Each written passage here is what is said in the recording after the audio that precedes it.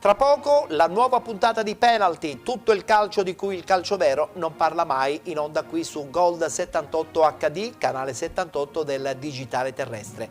Parleremo chiaramente del campionato di Serie D con la conferma ancora una volta della Gelbison, mentre per quanto riguarda il campionato di eccellenza nel girone A abbiamo l'ennesima vittoria del Canicattì 3-0 contro la Parmonval, mentre nel girone B la goleada dell'Igea 1946 che conferma di essere sicuramente una tra le squadre più in forma nel girone B appunto del campionato di eccellenza. Parleremo del campionato di promozione, in studio il presidente del Real Aci, poi il consueto rullo con i risultati e le classifiche del campionato di prima categoria e soprattutto torneremo a parlare del calcio femminile con i due gironi del campionato di eccellenza. E per chiudere un doveroso omaggio al giornalista Giampiero Galeazzi, purtroppo scomparso qualche giorno fa. A tra poco.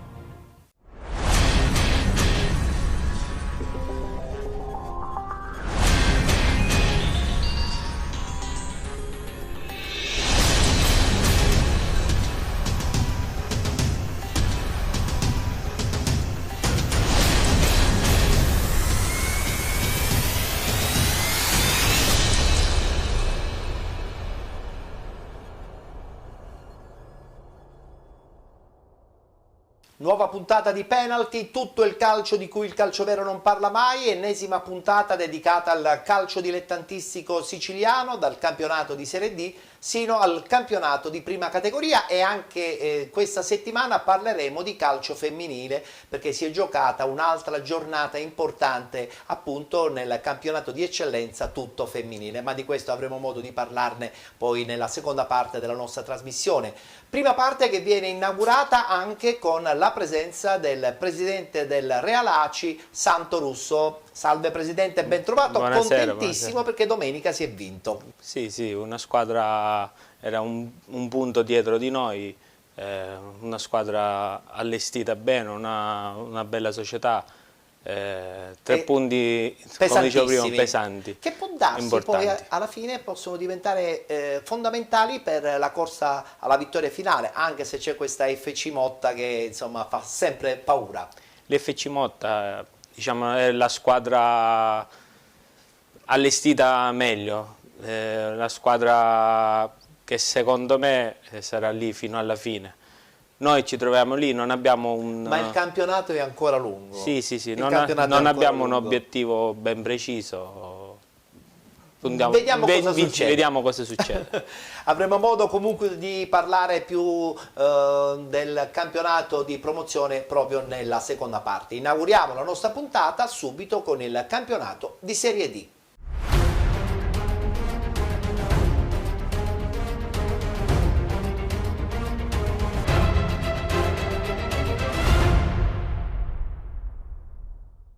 Si è giocata l'11ª giornata, eccolo qua il tabellino dei risultati. Cavese 1919 batte Portici 1906 1-0, Città di Aciriale batte San Luca 4-2, Licata batte Cittanova 4-1, Trapani Biancavilla 2-2, FC Lamezia Terme batte Paternò 2-0, Santa Maria Cilento batte Troina 2-1, Reale Aversa 1925 batte FC Messina 2-1, Rende Calcio batte Castrovillari 1-0, Gelbison batte Città di Sant'Agata 2-1 ed infine San Cataldese batte Giarre 1-0.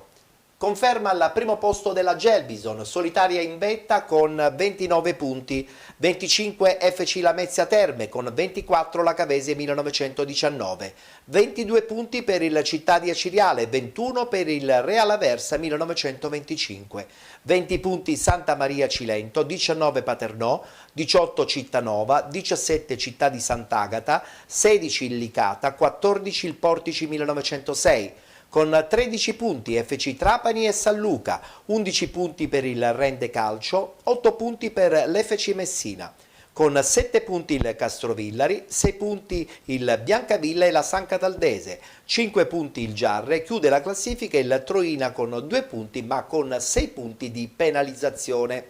Si ritorna in campo chiaramente domenica prossima, domenica 21 di novembre, guardiamo il tabellino degli incontri. Biancavilla Cittanova, Castrovillari Trapani, FC Lamezia Terme Real Aversa 1925, FC Messina Santa Maria Cilento, Gelbison Cavese, Giarre Rende Calcio, Licata Città di Aciriale, Portici 1906 Paternò, San Luca Città di Sant'Agata, chiude Troina San Cataldese. E parliamo subito di una vostra società molto vicina, l'Aciriale Calcio, Presidente. Lei, realtà importante di Aciriale, storica società, il Real Aci. Come vivete questo connubio con la squadra principale un po' di Aciriale? No, lo viviamo benissimo perché la squadra principale è sempre l'Acireale, cioè noi Siete tifosi? Siamo tifosi dell'Acireale, sicuramente. Ma i tifosi vostri amano Aciriale e anche il Real Aci, oppure c'è una distinzione? No, non c'è distinzione, si segue l'Acireale, il Real Aci fa piacere, che fa bene, però... Insomma, non c'è battaglia? No, no. Oh, no. bene, finalmente, perché spesso e volentieri, insomma, le rivalità all'interno di una realtà cittadina, spesso e volentieri, poi alla fine sono notevoli. Invece, in questo caso, No, alla non Ciriale c'è si assolutamente vive rivalità. di tranquillità. Sì, sì, sì. Una Ciriale che comunque ha confermato il suo buon stato di forma, vincendo 4-2 con il San Luca. Guardiamo gli highlights.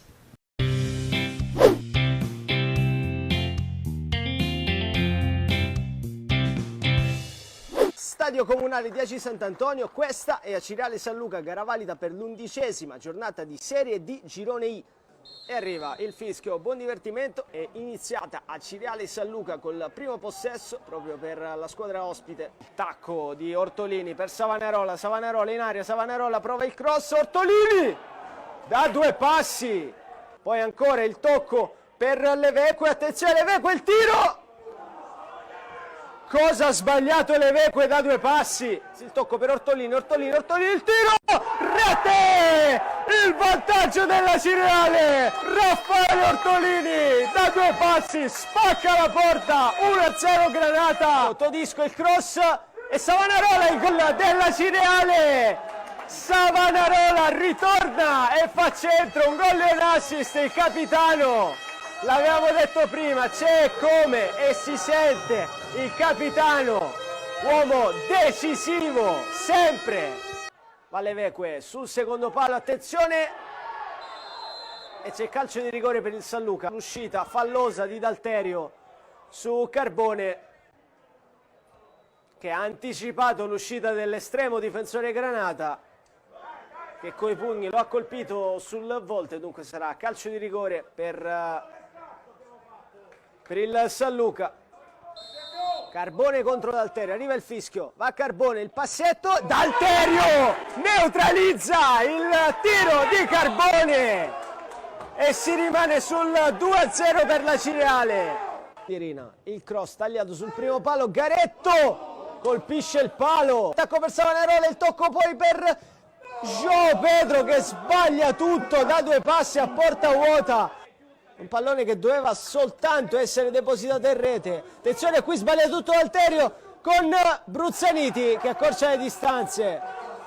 Per João Pedro il tiro, rimpallato e poi Piccioni da 2 passi. Il gol della Cireale, Gianmarco Piccioni.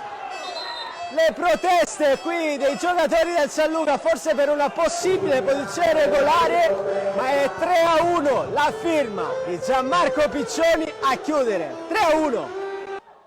Belle, il cross al centro, Bruzzaniti ancora, tutto solo a centro area. Tumminelli, João Pedro, Tumminelli e la chiude! Tumminelli, un attaccante aggiunto!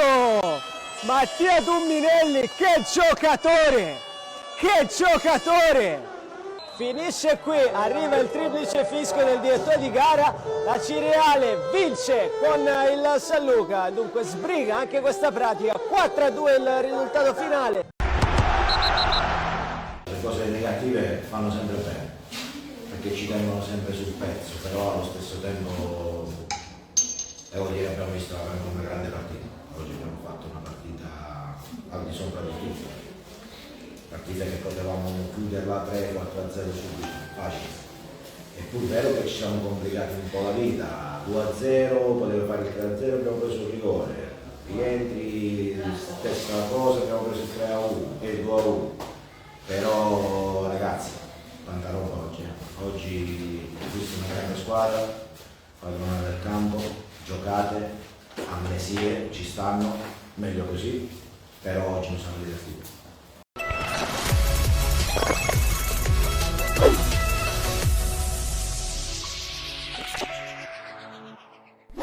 La Cavese 1919 continua a vincere, ennesima vittoria in casa, importante perché è ancora attaccata alla zona alta della classifica, soprattutto tenendo presente che sia la Gelbison che l'FC La Messa Terme non mollano proprio. Una Cavese che ha vecchie tradizioni nel campionato di Lega Pro, io direi che questa sua presenza in Serie D spesso e volentieri non è proprio tanto amata dalle piccole realtà, non so se sei d'accordo, Presidente. Sì, la Cavese è una squadra con una buonissima tradizione. Si trova in questo girone di Serie D, sicuramente una delle Prima favorite. va via e meglio è. Guardiamoci gli highlights della vittoria 1-0 della Cavese 1919 contro il Portici 1906. La partita si è conclusa 1-0.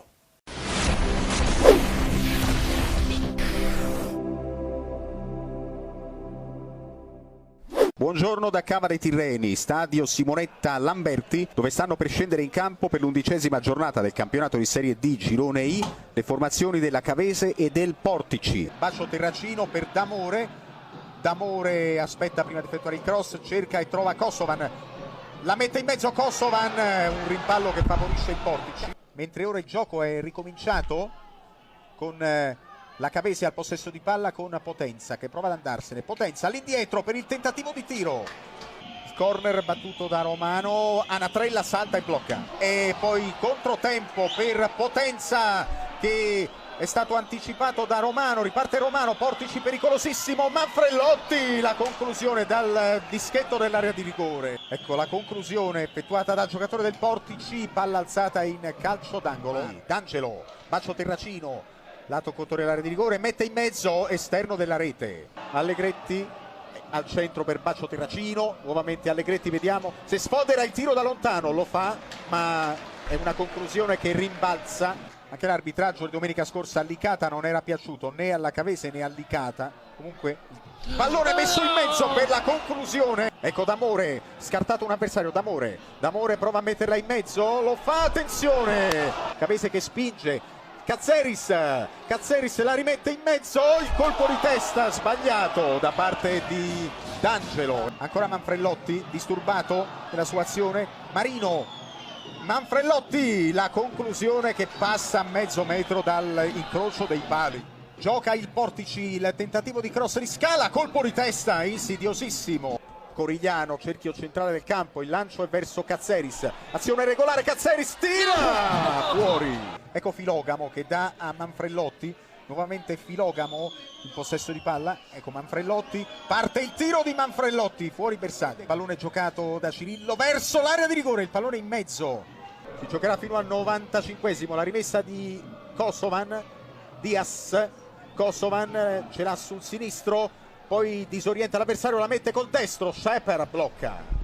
Il lancio in verticale, c'è un intervento con il petto da parte di un difensore del Portici disturbato, poi attenzione Allegretti, solo il tiro alla parata Sheper ed è gol! Rete Diaz! È stato Diaz a segnare, Palma! Ale, boom. Giuseppe Palma, primo gol per lui in campionato. Allegretti impegna Sheper che respinge il pallone. Bravo Gabriele a recuperare palla in tackle al limite dell'area, a servire Allegretti, bravo nel diagonale, ma Palma bravissimo nel ribadire in rete. Calcio d'angolo per la Cavese con Kosovan che gestisce la palla dopo il tocco di Allegretti, la palla per Cazzeris che scivola, arriva poi per la battuta da lontano, Palma, finisce qua la partita.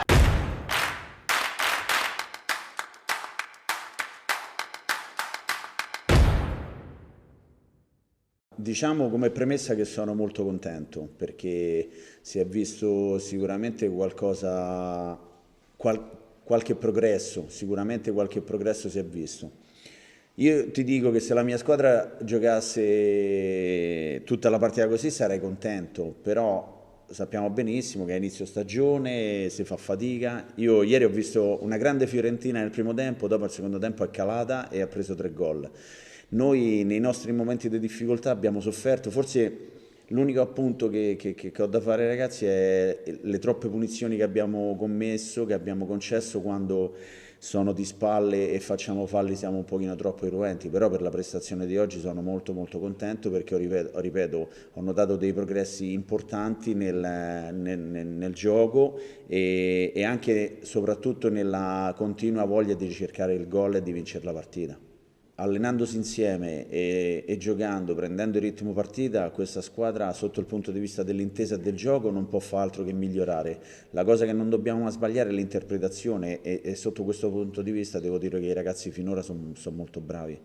Hanno dato tutti i segnali positivi, Diaz è voluto rimanere in campo tutta la partita e sono molto contento anche perché ha permesso ad Allegretti di respirare, che dall'inizio Diego non ha saltato neanche in allenamento e mettendo minuti sappiamo che presto raggiungeranno tutti questi giocatori una forma accettabile perché soltanto giocando, fermo restando che di giocatori ne ho tanti e tutti bravi e cercherò sempre, spero sempre di essere in difficoltà per schierare la formazione perché vuol dire che ce l'ho tutti a disposizione.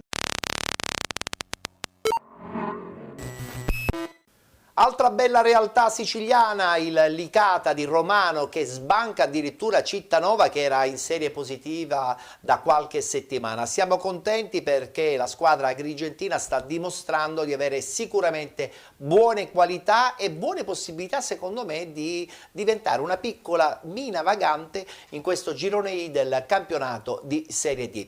Guardiamo il servizio. La vittoria appunto del Licata per ben 4-1 contro il Cittanova.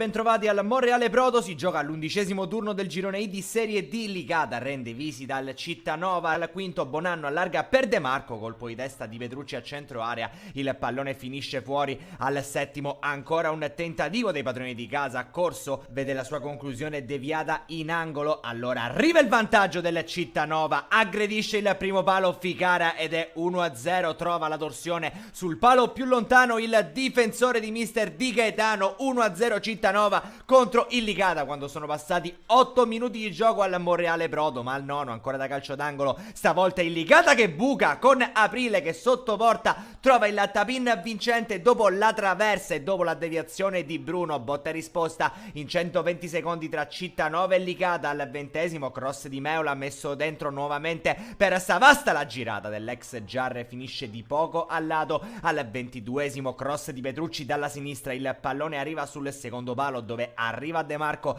la rimette dentro Bonanno, il miracolo di Truppo che dice no all'attaccante ex Castrovillari. Rivediamo la torsione di Tommaso Bonanno e la gran parata di Truppo ancora dal calcio d'angolo. Il Cittanova doppia respinta, doppia uscita da parte di Truppo, ci prova Pane dai 35 metri, recupera la posizione l'estremo difensore giallo-blu, attacca imperversa dalla sinistra il Cittanova, poi Savasta mette il pallone dentro, tentativo basso che trova la respinta da parte del portiere Truppo. Ultima occasione dell'estremo difensore del Licata per mettersi in luce, si fa male al suo posto Moschella, arriva un cross dalla destra, il pallone che viene rimesso dentro, ancora Bonanno sotto porta, non riesce a indovinare la mira su assist di Petrucci. Al 40° gol annullato al Cittanova tra le proteste, Bonanno infatti su assist illuminante di Meola buca Moschella, rimangono molti dubbi sulla scelta dell'assistente del direttore di gara. Al duplice fischio 1-1 tra Cittanova e Licata, ma è successo tantissimo 61esimo al Monreale Prodo e succederà altrettanto nel secondo tempo. Partiamo col raccontarvi il film della ripresa, parte fortissimo in Licata, cross di Candiano, deviazione in area di rigore, Bruno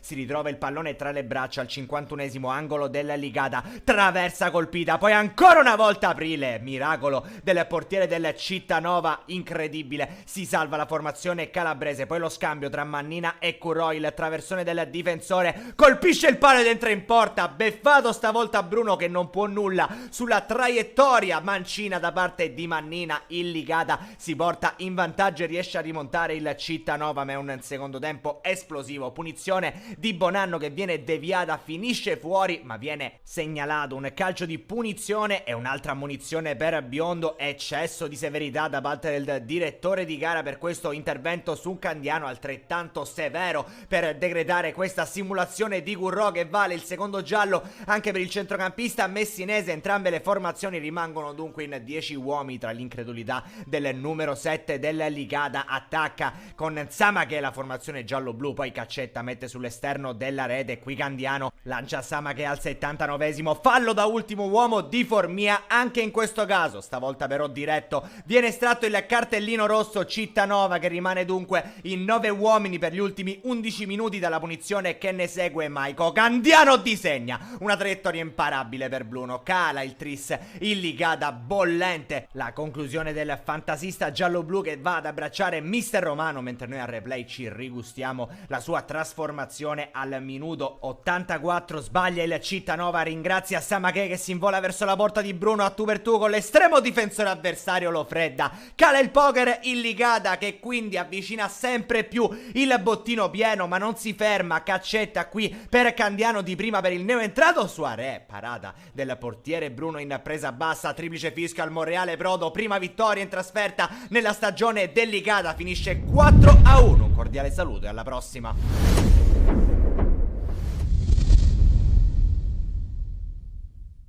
Si è invece conclusa 2-2 la partita tra Trapani e Biancavilla, un Biancavilla che ha ritrovato in panchina mister Pidatella. Certamente cambiare allenatore non è mai una cosa ottimale per una società, soprattutto perché il Biancavilla veniva da serie negativa, quindi resettare per cercare di fare punti e ritornare in una zona un po' più tranquilla è sempre molto difficile. Tu sei d'accordo nel cambio spesso e volentieri dell'allenatore perché possa dare veramente la svolta a tutta la squadra, oppure poi alla fine non è detto proprio che sia il grande problema l'allenatore? Io sono del parere che non cambierei mai l'allenatore in corsa. Ti è capitato? No. E Nella quindi mia giustamente piccola esperienza in corsa non ho mai cambiato. Guardiamoci le interviste post partita. La partita in questione è Trapani-Biancavilla, conclusasi 2-2.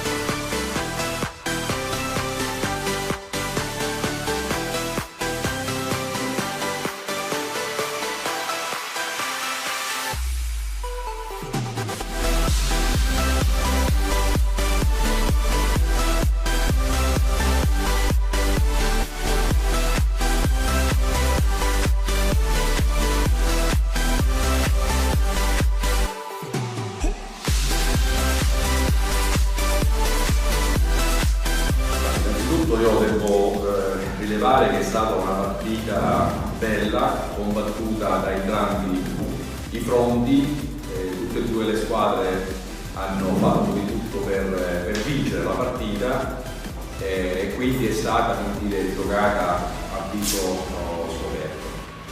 Questo ha fatto sì che il mio giudizio è assolutamente positivo per lo spettacolo che ne è venuto fuori. Certamente per noi questo punto è un punto importante perché non è facile, non era assolutamente scontato riuscire a fare punti in questo campo difficile contro un'ottima squadra e comunque un pubblico, perché questo sicuramente ha la sua influenza, la sua incidenza, perché comunque è un sostegno per la squadra. Al di là di qualche piccola possiamo dire, defiance, magari dovuto sicuramente a una certa inesperienza, possiamo dire che il Bari ci sta pieno ed è giusto, secondo me.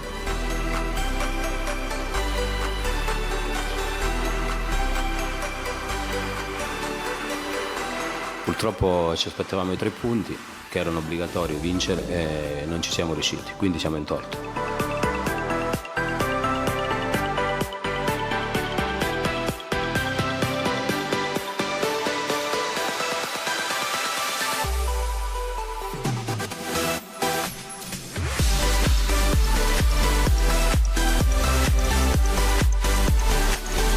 Sicuramente ci aspettavamo un altro risultato, non è avvenuto, però bisogna guardare avanti e sapendo che noi dobbiamo vincere le partite. Siamo in torto, dobbiamo rimboccarci le maniche e pedalare, niente da dire.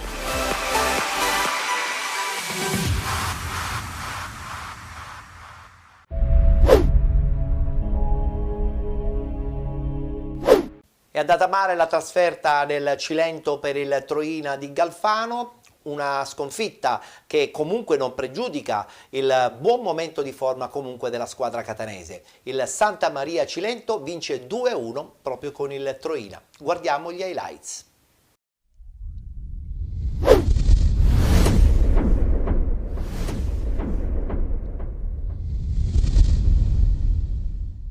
Buon pomeriggio dallo stadio Antonio Carrano di Santa Maria di Castellabate. Tutto pronto per l'11ª giornata del girone I campionato nazionale dilettanti. Si affrontano Santa Maria e Troina, squadre che stanno per calpestare il manto verde in sintetico dell'impianto sportivo cilentano. Giornata nuvolosa, temperatura piacevole almeno fino a questo momento e tribuna del Carrano che pian piano si sta riempendo, ovviamente nel rispetto dell'attuale normativa anti-Covid che consente il 75% della capienza. È iniziata in questo preciso istante la sfida dello stadio Antonio Carrano. La finta di Ovisak, Maggio ancora dentro per Ovisak. Parte Masullo, dentro il colpo di testa di Koulibaly e il miracolo dell'estremo difensore della Troina. Prova a ripartire il Santa Maria, Tandara dentro per Maggio, buona posizione per Maggio,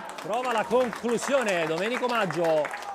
Ovisak si accentra, la conclusione. La giocata dentro per... attenzione perché combinano praticamente un pasticcio, ma tutto fermo perché è stato commesso fallo. Masullo, Maggio, il pallone dentro per Tandara. Tiro di Tandara, ancora il miracolo di Faccioli.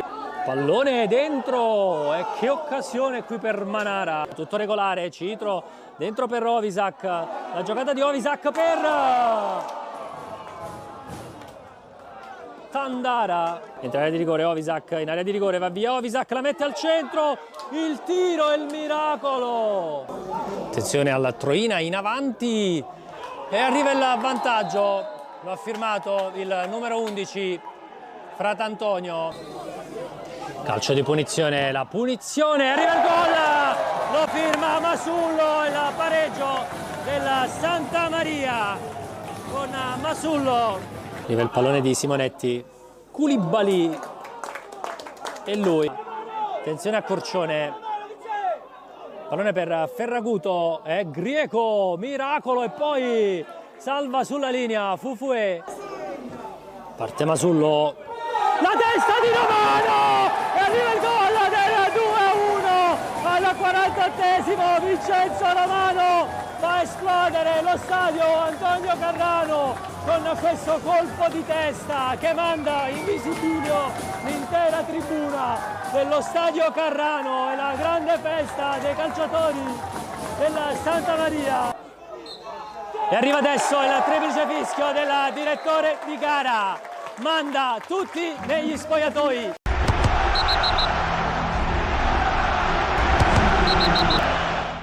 Alla fine ci siamo riusciti, ti ripeto, strameritata e ci siamo riusciti, anche se alla fine però va bene così.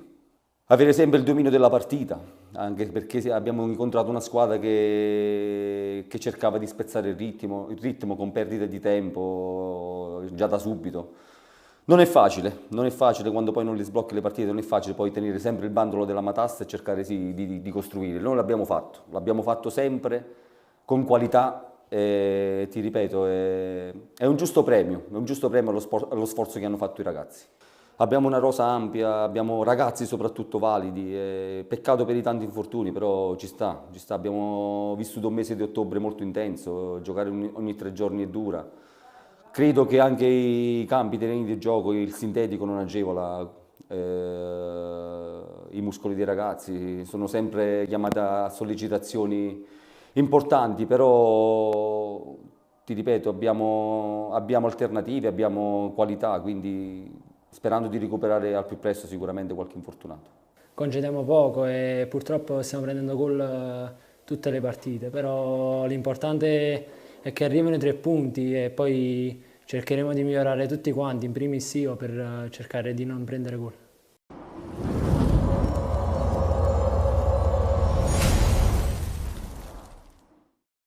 Non è stata certamente una domenica positiva per le squadre siciliane, alcune giustamente tornano a casa con qualche sconfitta di troppo. È il caso dell'FC Messina che continua questo suo momento non certamente positivo. Un FC Messina che questa stagione chiaramente abbiamo visto ha parecchie difficoltà. La sconfitta 2-1 contro il Real Aversa. Guardiamo gli highlights.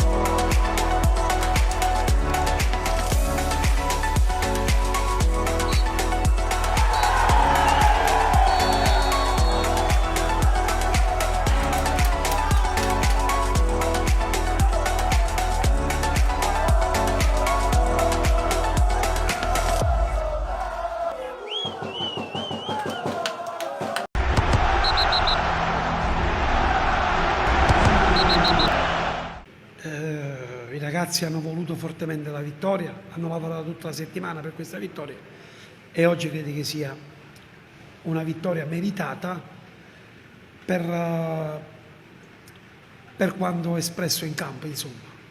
Nonostante tutto, contro un buon Messina, che è una squadra che ha messo palla per terra, hanno giocato e ci hanno impensierito.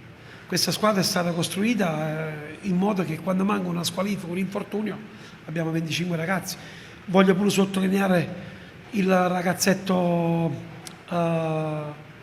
Luigi Affinito, che nell'ultima mezz'ora è entrata da veterano, un 2003, che ha fatto una grandissima prestazione. Lo stesso come il 2002 Cavallo. Oggi giocavamo con 7 under nei primi 11 e abbiamo finito la partita addirittura con 9 under.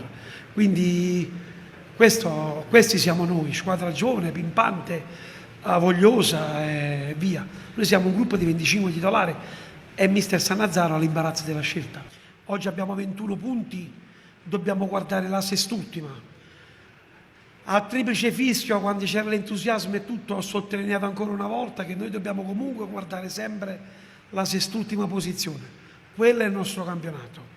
Non dobbiamo fare voli pindare, ci dobbiamo restare umili e via discorrendo. Poi dopo il plauso va, e fammelo sottolineare, va solamente a questo gruppo straordinario, favoloso, e gli va concesso un plauso pubblico da parte dell'area tecnica, del sottoscritto e di tutta la società, credo, ma anche di tutta la tifoseria, perché è stato emblematico l'applauso finale del numerosissimo pubblico del Bisceglie. Ecco, Aversa sta iniziando a rispondere e questo mi inorgoglisce.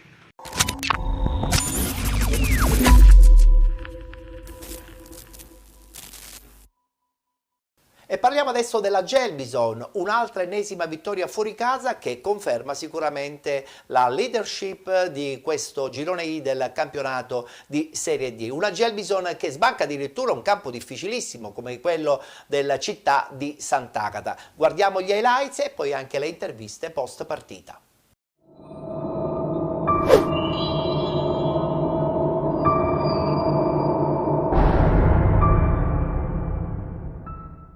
Non riesce l'impresa ad un ottimo Città di Sant'Agata di fermare la corsa della capolista Gelbison, che passa anche al Fresina, confermandosi capolista solitaria del girone I di Serie D. La prima della classe approccia bene al match, rendendosi subito pericolosa 2 volte al terzo minuto con Oggiano, il cui sinistro da fuori costringe Cannizzaro a rifugiarsi in angolo, e poi con Gagliardi che dal limite non trova di poco lo specchio della porta. Bersaglio che al 15° centra invece il Sant'Agata quando Catalano serve col contagiri di Calafiore, che va via in velocità e dopo aver superato D'Agostino in disperata uscita mette in fondo alla porta sguarnita il pallone che fa esplodere di gioia i tifosi biancoazzurri. Ancora a segno dunque Claudio Calafiore, che dopo il gol vittoria di domenica scorsa a Biancavilla sblocca la sfida del Fresina, firmando così il suo 4° centro in campionato. La Gelbison non ci sta, al 21° solo il palo dopo la deviazione del portiere nega al piazzato di Giuliano la gioia del pareggio. Il capitano dei rossoblù si ripete 3 minuti dopo, chiamando Cannizzaro alla respinta di pugni. L'estremo santagatese risponde presente anche alla mezz'ora, disinnescando in tuffo la conclusione dal limite di Oggiano, ma nulla può fare al minuto 33 quando Gagliardi raccoglie la spizzata di Giuliano e col sinistro mette alle sue spalle il pallone che ristabilisce la parità.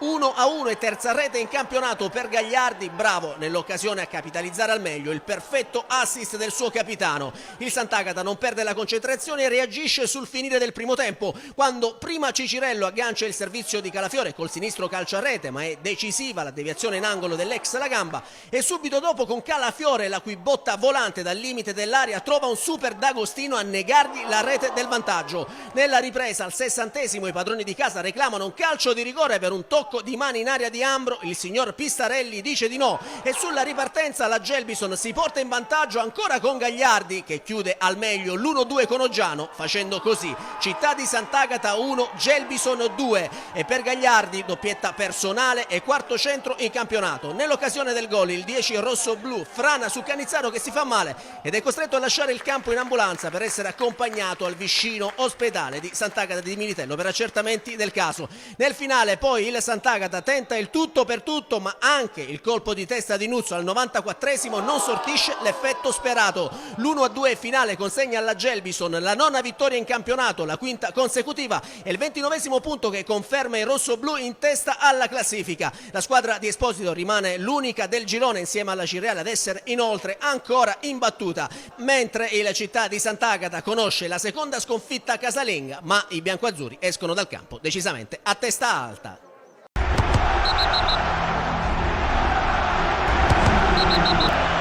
Abbiamo incontrato una squadra rodata e quindi è stata una partita dura, ce la siamo giocata alla pari con la prima in classifica. Siamo partiti bene fino al gol, abbiamo fatto un'ottima partita, noi abbiamo giocato con un attaccante anche quarto a destra su 3-4-3 ed è stata la nostra arma, però poi stranamente dopo il gol ci siamo abbassati, quindi quando ci siamo abbassati il mio rammarico adesso è che una volta che io mi abbasso non posso difendere con Faella 4 a destra e potevo fare prima il cambio di mettere Iani a destra, quindi, perché se là c'era uno di ruolo io penso che il primo gol non si prendeva, adesso è troppo facile.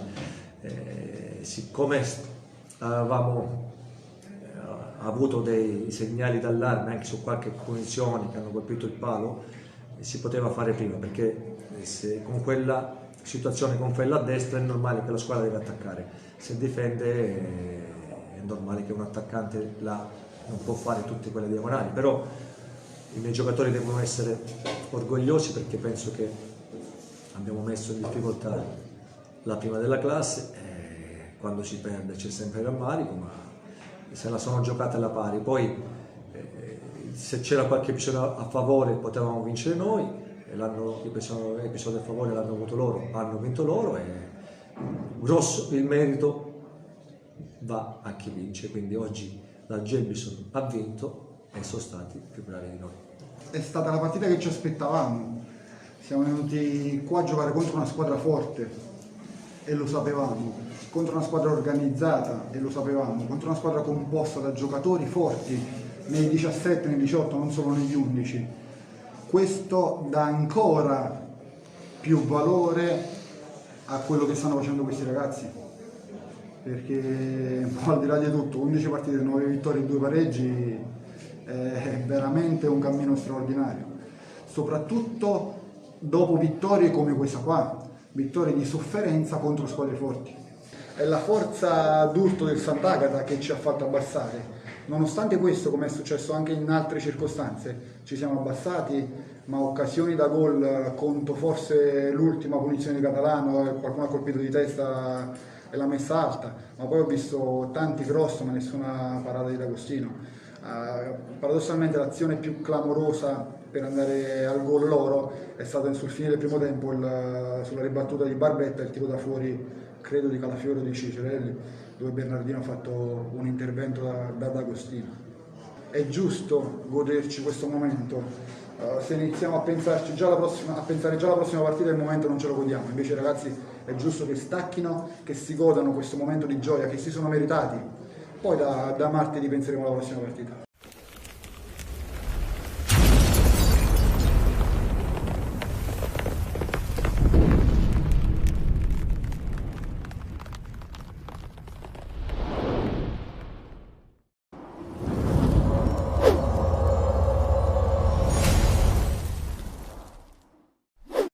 Siamo qui collegati per l'11ª giornata del campionato di Serie D. Di fronte a contendersi la vittoria ci sono il Paternò e il Lamezia Terme. Pronto alla battuta. Viene in questo momento il colpo di testa e la parata di Latella. Corafi pallone teso e palla che finisce direttamente in gol, ma è fuori gioco. Corafi nella zona di verso, pallone sembra lungo, Corafi non riesce a prendere, c'è Bernardi, rovesciata e palla che finisce in curva. Verso riesce a eludere Visconti, su di lui Basualdo.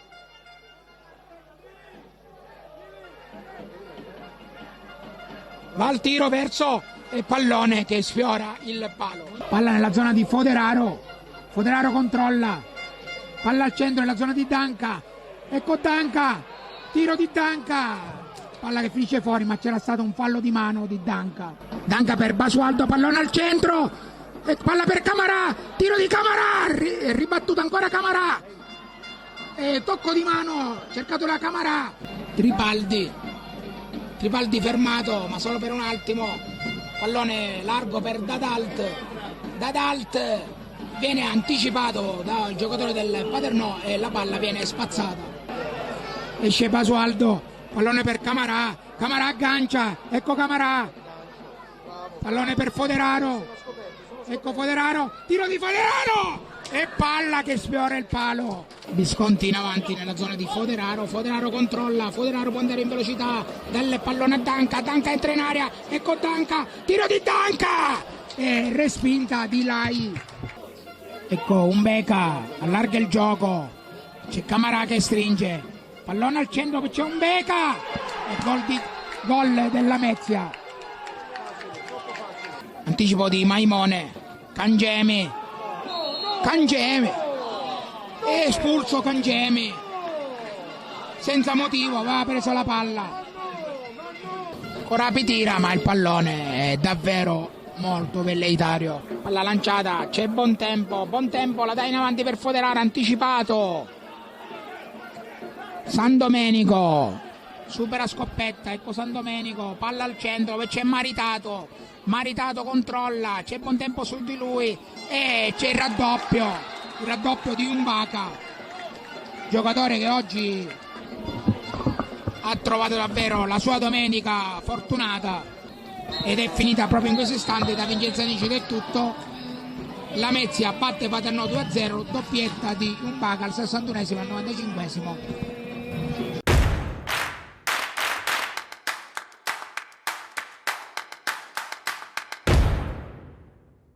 Complimenti alla Mezia che ha vinto da grande squadra, ha saputo stringere i denti quando c'è da stringere i denti e ha saputo colpirci nel nostro miglior momento, fra l'altro.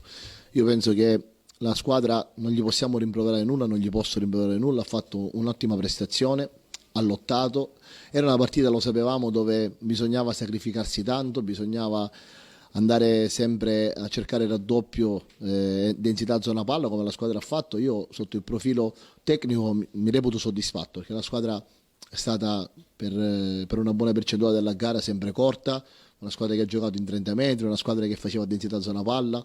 Abbiamo il primo tempo rischiato poco, come abbiamo fatto poco anche noi, è stata una partita molto combattuta nella tre quarti campo, nella zona centrale. Il secondo tempo siamo partiti bene, avevamo creato due occasioni importanti, una con Danca, una con Foderaro, potevamo sbloccarla, sentivo che quasi quasi potevamo passare in vantaggio da un momento all'altro, nel miglior momento nostro, abbiamo preso il gol. Da lì la partita poi si è messa in salita, abbiamo perso un uomo, il Mezia ha fatto dei cambi che hanno cambiato la partita, noi nel frattempo non avevamo tanti uomini freschi, purtroppo siamo in grosse difficoltà per le assenze di Catania e di Mascari, che sono due titolarissimi in questa squadra e avevano iniziato veramente bene questa stagione, e in questo momento noi purtroppo abbiamo pagato, oltre i pochi cambi a disposizione, abbiamo pagato anche la fatica di mercoledì, e quindi sapevamo che non erano queste le partite dove il Paternò deve fare punti per la salvezza, però ci abbiamo provato, l'abbiamo penso giocata la gara nel miglior modo possibile, i ragazzi non si sono risparmiati in nulla, tutti gli argomenti che avevamo sia tecnici sia fisici che tattici i ragazzi li hanno messi in campo, quindi guardiamo il bicchiere mezzo pieno, anche stavolta siamo soddisfatti e pensiamo già da martedì a lavorare per Portici. Abbiamo fatto qualcosina in più e la differenza secondo me è stato chi è subentrato, che è entrato con la mentalità giusta e la cattiveria giusta per poter portare a casa questi 3 punti importantissimi per noi. Un applauso ai ragazzi perché si applicano durante la settimana per cercare di ottenere il massimo, e questo sicuramente va dato merito alla squadra.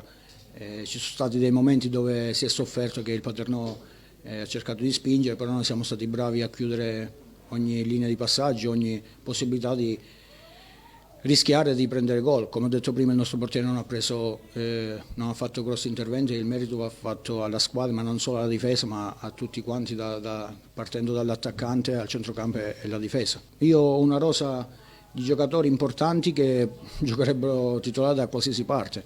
Purtroppo si fanno delle scelte, ma con il fatto dei 5 cambi, come dico sempre alla squadra, che chi va in panchina subentra e può essere decisivo per le sorti della partita, e penso che in queste 4 partite chi è subentrato ha fatto la sua parte, anzi ha fatto in modo che la squadra riuscisse a vincere la partita, e questo mi fa molto piacere, perché quando vengono chiamati in causa sono sempre, si fanno trovare pronti, e oggi hanno dato una grande risposta sia Umbaga che Maritato, perché il secondo quello che ha fatto Umbaga è stato intelligente, Maritato ha fintato di tirare, invece l'ha messo in mezzo, quindi un applauso va fatto sicuramente a loro.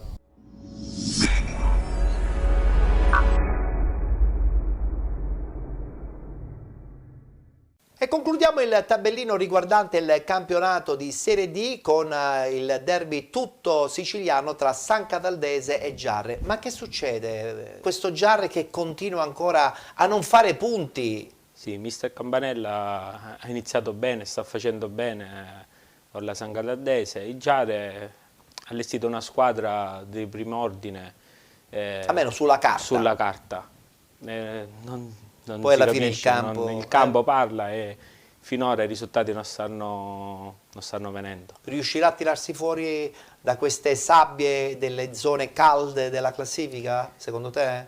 Per la rosa che ha, penso di sì. Sì? Sono fiducioso. Poi il campo poi è sempre quello che deciderà tutto. Sarà un'altra settimana certamente importante per buona parte delle squadre siciliane, in prospettiva anche perché domenica ci saranno 2 incontri sicuramente da non sottovalutare. Lo scontro derby tutto siciliano tra Licata e Città di Aciriale, e anche una partita che riguarda moltissimo la zona calda della classifica, ovvero Troina-San Cataldese. Vedremo cosa succederà. Per intanto abbiamo chiuso il tabellino riguardante il campionato di Serie D, ci fermiamo, brevissima pausa pubblicitaria e tra poco parleremo dei 2 gironi del campionato di eccellenza.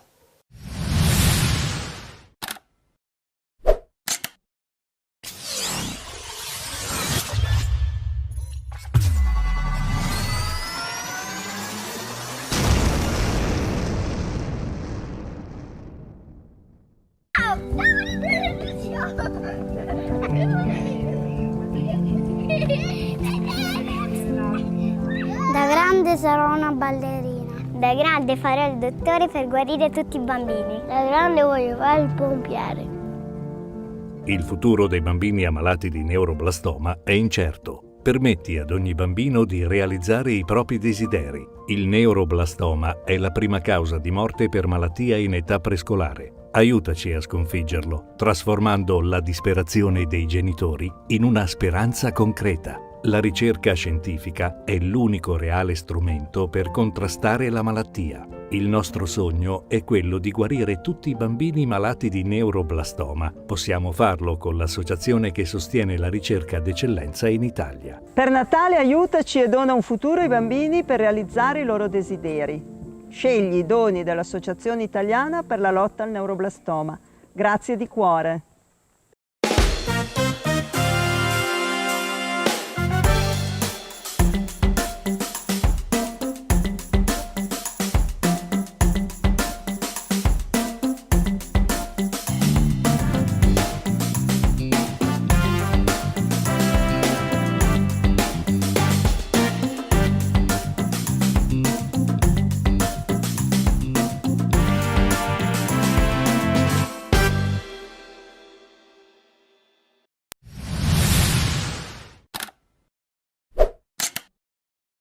Eccoci rientrati, siete con Penalty, tutto il calcio di cui il calcio vero non parla mai, come al solito l'appuntamento del martedì sera con il calcio dilettantistico siciliano a partire dalle ore 21 e poi con la replica anche il mercoledì sera dopo la mezzanotte. Voglio ricordare che questa puntata la potete anche rivedere attraverso la pagina YouTube Penalty, programma sportivo, oppure sulla pagina Facebook sempre di Penalty. Seconda parte della nostra trasmissione che parte subito con il campionato di eccellenza Girone A.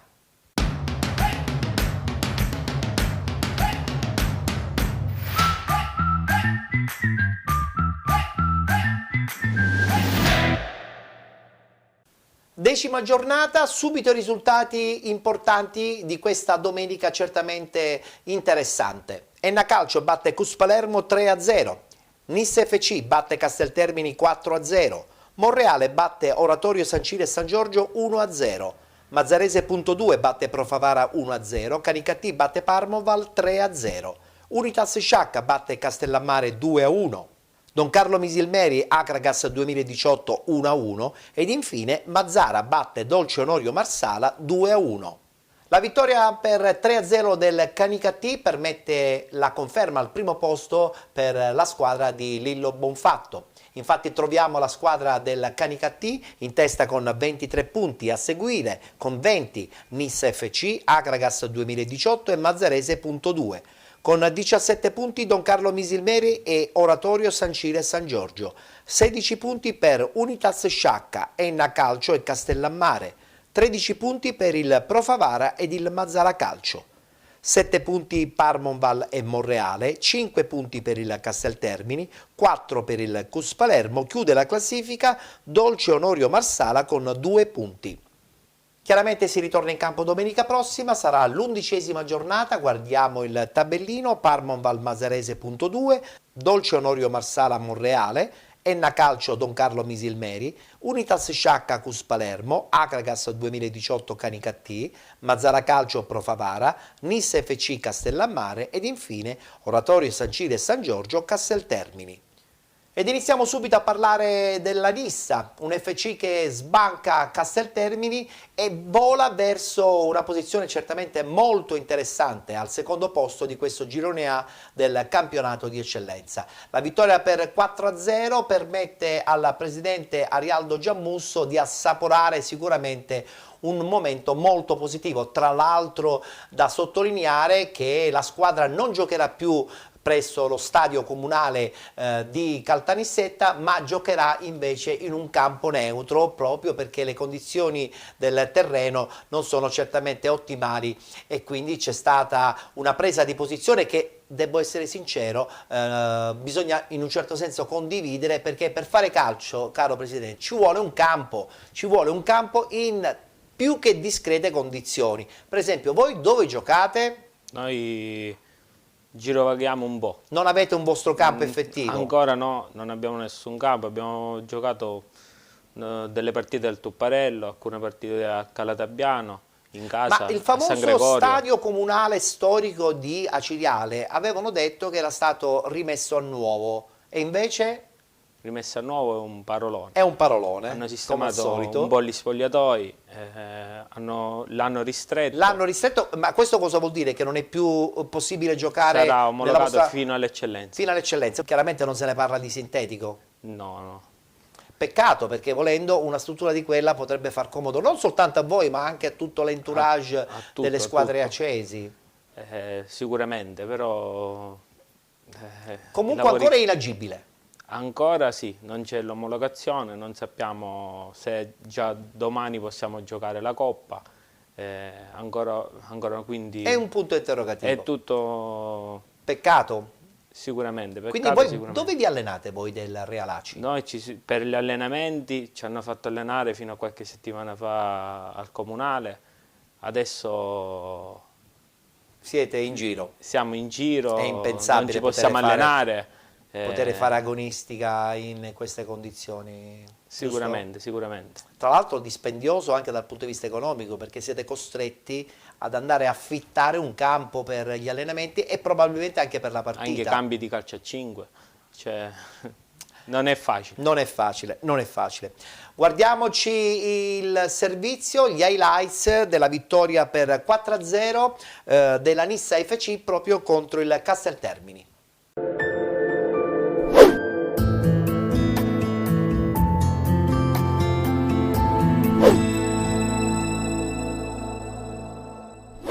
Passiamo al film di questa sfida che si apre al 12esimo con Seccan per Retucci che appoggia per Camara con un preciso destro, manda all'angolino basso per il vantaggio della compagine bianco-scudata. Dopo 12 giri di lancette già avanti la compagine di mister Bognanni, che non è sazia la spazzata e la difesa locale, infatti sui piedi di Mazzoni che serve Ilario, mette dentro per Retucci, centra il montante alla destra dell'estremo difensore locale. Allo scadere la prima frazione però lanci in pronti di Garofalo per Seccan che brucia il diretto marcatore, mette dentro per Retucci, arriva il raddoppio della Nissa fulminante. Mattia Retucci fa 0-2 al Ferdinando Lombardo, partita in discesa per i biancoscudati che azzannano questa sfida senza lasciare replica agli avversari. Segue il doppio fischio il direttore di gara. Allora con le nostre immagini passiamo al film della ripresa. Dopo 2 minuti al rientro in campo le due squadre, Caronia manda in profondità Retucci che scarta il portiere avversario Mattia. Retucci fa doppietta e 0-3 per la Nissa. Caronia con questo lancio lungo spalanca all'orizzonte a Retucci che sul filo dell'offside riesce a presentarsi a tu per tu con l'estremo difensore avversario. Replica del Casteltermine con questo tentativo di Cannizzaro che centra solo l'esterno della rete e ci prova invece la Cognata che mette dentro per Buccieri, calcia mandando il pallone alle stelle. 62esimo cross messo dentro per Seccan, sciupa una buona occasione al 64esimo. Camara l'appoggio è per Ilario che penetra in aria, Ilario col diagonale fulmina sul proprio palo l'estremo difensore del Casteltermine e fa 4-0 per la Nissa, che cala il poker al Ferdinando Lombardo. Torna alla vittoria la compagine di mister Bognanni. Un saluto allora amici appassionati, appuntamento come al solito alla prossima.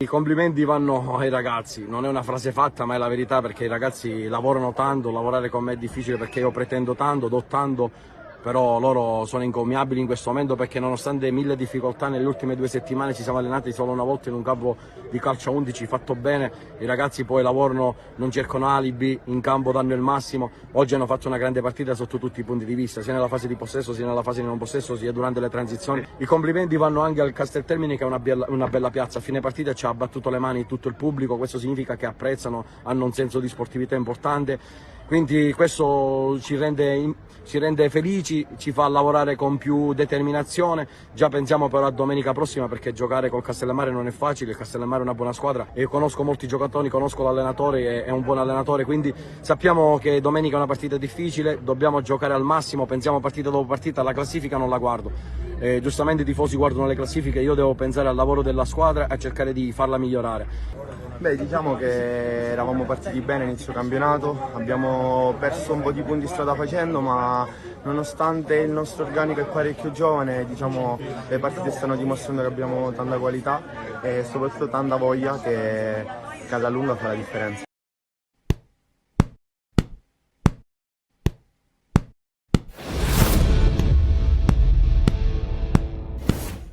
Complimenti alla squadra di Bognanni che sbanca Casteltermini e vola al secondo posto nel girone A del campionato di eccellenza. Ma complimenti anche alla conferma del Canicattì, 3-0 contro la Parmonval. Guardiamo il servizio.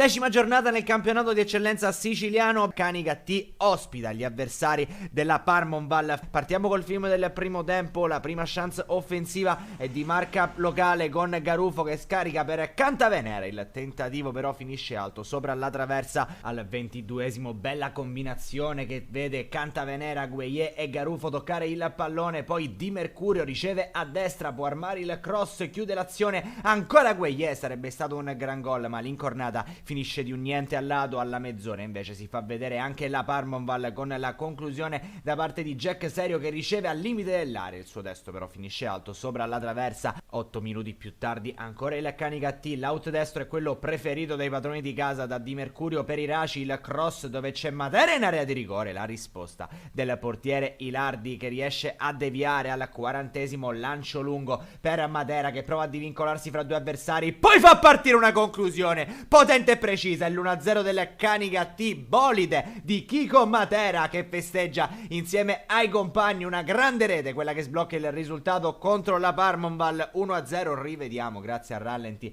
una conclusione che si alza improvvisamente, non lascia scampo al portiere della Parmonval, sfera che però viene recuperata al 45esimo ancora dal Canicattì che si può lanciare in avanti. Matera per Iraci in area di rigore, la diagonale dell'ex Giarre che però non inquadra lo specchio della porta. Finisce di lì a poco il primo tempo al Saraceno di Ravanusa, fin qui 1-0 tra Canicattì e Parmonval, meritata da parte di Matera. Partiamo col film della ripresa al 50esimo, punizione di Garufo, Raimondi non arriva per questioni di centimetri. All'ora di gioco invece è Ben Iraci a ricevere il pallone, ad involarsi verso la porta. Iraci arma il destro, lo alza però un po' troppo sopra la trasversale. Al 70esimo ancora un lancio in avanti dalla difesa, stavolta per Gueye che può liberare le incredibili doti atletiche. Ancora Gueye trova la fascia, può cercare l'1 contro 1, gioco di gambe, mette in mezzo, la conclusione sfiora il palo. Iezzi a un passo, a centimetri dal 2-0. 75esimo ancora la Parmonval che si affida al suo calciatore più talentuoso, Jack Serio, destro che finisce a foglia morta verso la porta di Arusha che riesce a rispondere presente. Siamo all'80esimo,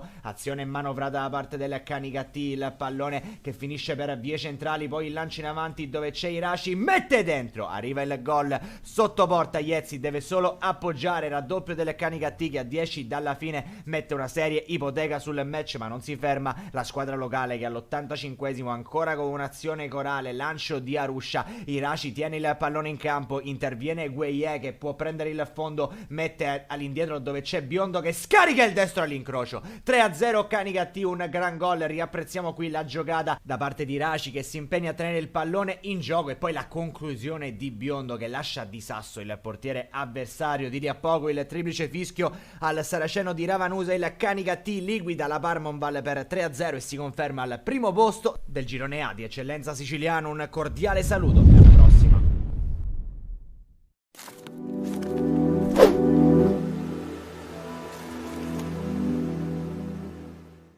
Siamo contenti per il risultato, 3-0, però non ci dobbiamo fare ingannare questo risultato perché la Parmonval sull'1-0 ci ha messo un po' in difficoltà. Io sono convinto che la Parmonval è una buona squadra, come lo sono tantissime in questo girone, però siamo stati bravi sia a sbloccarla il primo tempo e poi gestirla, e poi il secondo tempo potevamo anche chiuderla prima, però ce la siamo portati fino alla fine. Però siamo contenti perché i ragazzi non hanno mollato un centimetro e questo, ripeto, ci dà forza. E diciamo che oggi è andata bene perché poi Federico ha fatto gol e siamo contenti per lui perché lo aspettava e noi l'aspettavamo anche. Siamo contenti per la prestazione, per il risultato, però non ci esaltiamo.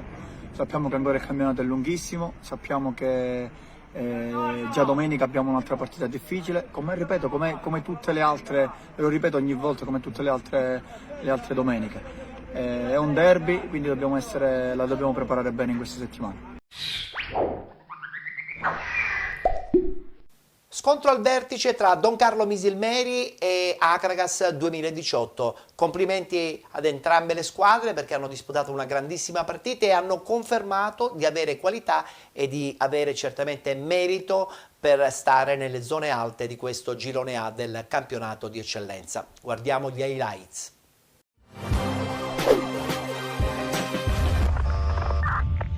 E la domenica della partitissima Don Carlo Misilmeri Akragas, 10ª giornata del campionato di eccellenza girone A. In palio punti pesanti, importantissimi.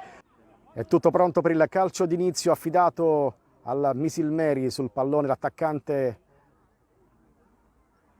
in maglia numero 9 Stassi. Inizia adesso il big match Misilmeri Akragas. Concialdi, attenzione, il tiro cross di Concialdi, la palla sul secondo palo, Misilmeri vicino al vantaggio. Eccoci al 6° minuto del primo tempo, angolo per l'Akragas. Costantino, palla nel mucchio, attenzione, la palla è ancora lì e poi c'è il gol, annullato il gol dell'Akragas per fuorigioco. 11° sul cronometro, ancora 0-0 tra Misilmeri e Akragas. Baio va sul fondo, il suo cross morbido per Silvano, la palla poi per Punzi, la conclusione, palo clamoroso di Andrea Punzi. Siamo giunti al minuto 14 del primo tempo, punizione per Piuca, parte l'argentino, palla in aria, Tuniz con la testa la ributta dentro, la palla è ancora lì, attenzione Akragas che sfiora il vantaggio, poi c'è un fallo in attacco di Silvano, Concialdi, il suo cross per Stassi, di testa Tuniz, attenzione, la palla è ancora buona per il Misilmeri, Di Carlo e poi attenzione, calcio di rigore per il Misilmeri.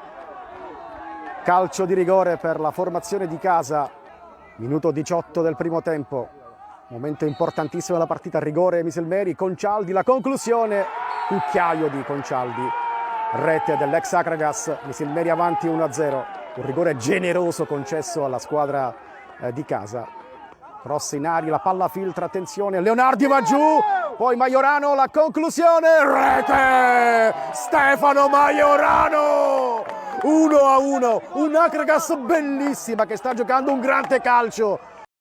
Attenzione, Lavardera entra in aria, il cross al rimorchio, attenzione, Leonardi! Non riesce a buttarla dentro da posizione favorevole, Akragas vicinissima al 2-1.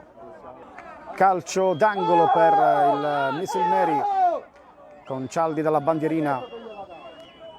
22esimo della ripresa,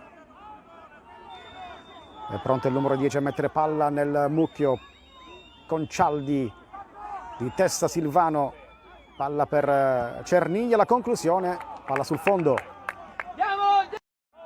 35esimo della ripresa, angolo Akragas, Leonardi, palla in aria, di testa, salvataggio miracoloso di Zummo.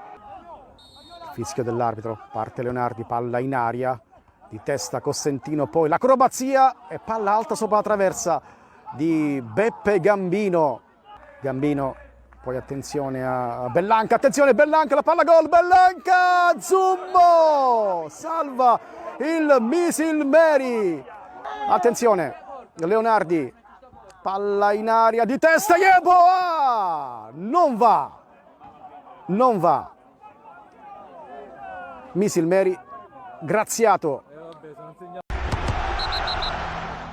Sì, siamo stati sfortunati, però dobbiamo tenerci stretta questa prestazione, questa mentalità, siamo sulla strada giusta, questa è una squadra secondo me che può ancora migliorare tantissimo e deve migliorare tantissimo, abbiamo delle qualità tecniche e umane fuori dal comune che non c'entrano nulla con questa categoria. Ripeto, dobbiamo continuare a lavorare così e giocarci tutte le partite con questa mentalità e sicuramente ci divertiremo tanto.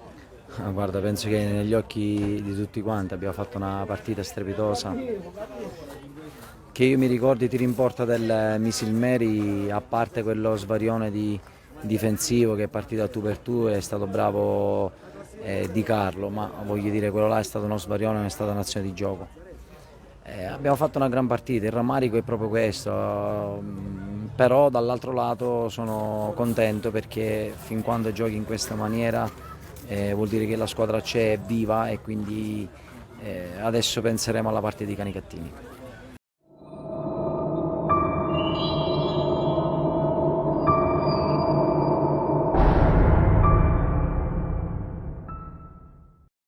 E concludiamo con questo girone A sottolineando che domenica prossima ci sarà lo scontro al vertice tra Akragas 2018 e Canicattì. Sarà sicuramente una partita da non perdere. E adesso voltiamo pagina, parliamo del girone B.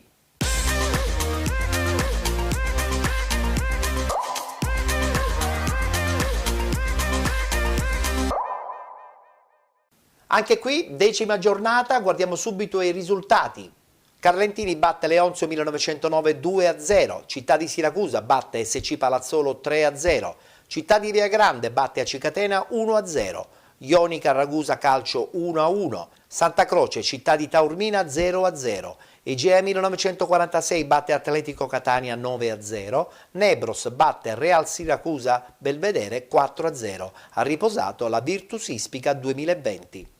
In classifica conferma per l'Igea 1946, in testa con 20 punti, con 19 il Carlentini, con 18 Ragusa Calcio e Ionica FC, 16 punti per la Nebros, 14 per il Città di Taormina, 12 per la Cicatena, 11 punti Leonzio 1909, 9 punti Città di Siracusa e Virtus Ispica 2020.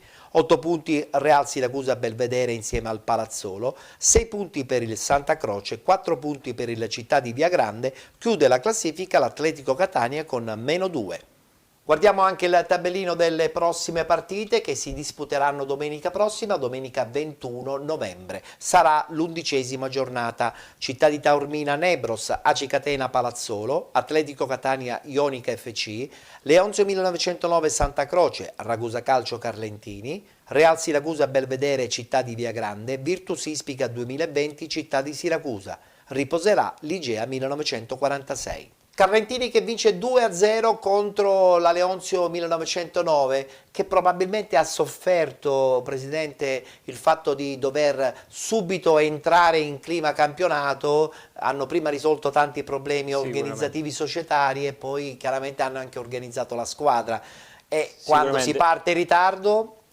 Partire in ritardo dopo che le altre squadre già sono quasi pronte non è mai facile.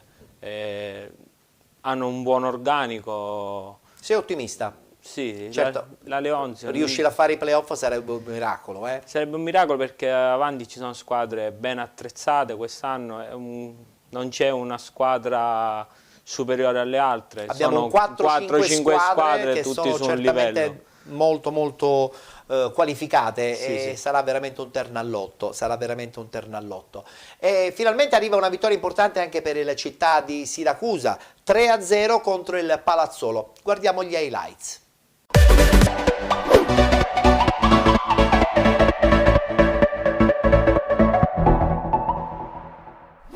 Amici sportivi, buon pomeriggio, benvenuti allo stadio Nicola De Simone di Siracusa. Siracusa e Palazzolo stanno per fare il loro ingresso in campo, prima la squadra in maglia giallo-verde del Palazzolo, poi quella in maglia azzurra del Siracusa. Eccoli qua gli 11 azzurri capitanati da Capitan Giordano, pronti a fare appunto il loro ingresso sul rettangolo di gioco. Sembra tornato il grande entusiasmo al Nicola De Simone.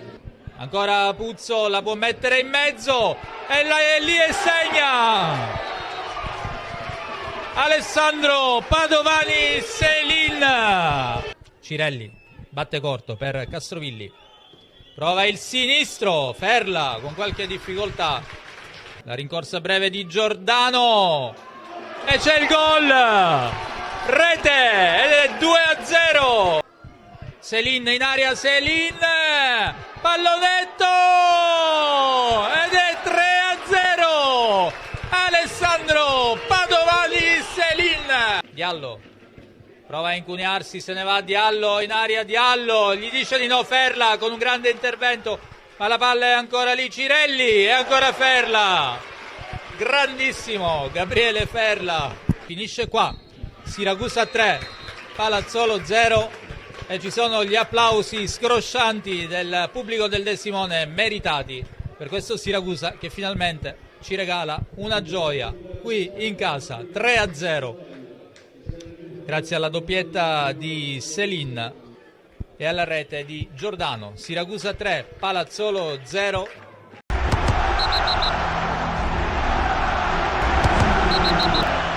Siamo consapevoli, i ragazzi devono essere consapevoli dei propri mezzi, perché in questa squadra, l'ho sempre detto dal primo giorno che sono venuto qua, c'è tanta qualità, ma bisogna metterla a servizio della squadra l'un con l'altro.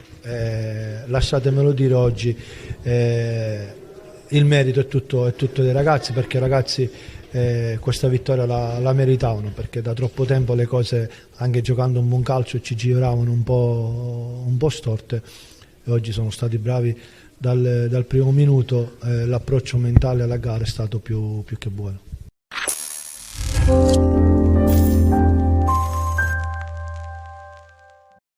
Ritorniamo a parlare del Carlentini che vince 2-0 contro la Leonzio, e so che insomma ritiene il Carlentini probabilmente la vera e propria squadra rivelazione di questo girone B di eccellenza. Secondo Presidente. me una squadra ben attrezzata. Allenatore d'esperienza. Allenatore d'esperienza, giocatori di esperienza. Una squadra su cui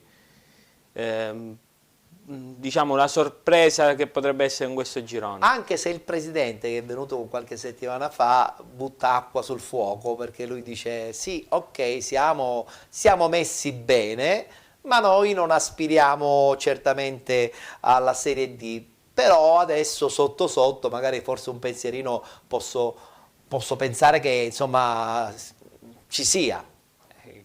Lo sanno loro sicuramente, però magari non si dice, però, scaramanzia, però una bella squadra. Sentiamo a proposito le parole di mister Natale Serafino proprio dopo la vittoria contro la Leonzio di Coppa.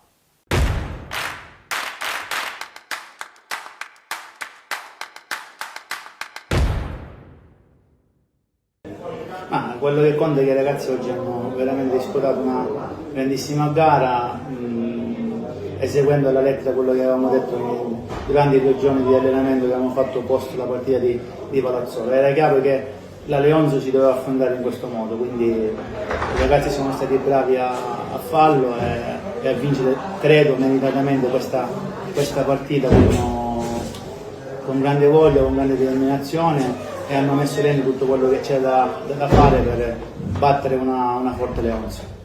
Grazie alla loro determinazione, grazie all'applicazione, tutto quello che si era preparato e detto in campo è stato fatto, quindi questo ne sono orgoglioso, fiero, ma è chiaro che il metodo è tutto loro, perché sono loro che vanno in campo, sono loro che determinano il risultato, quindi devo dare atto che oggi, come sempre, tutto il gruppo merita una grande loro.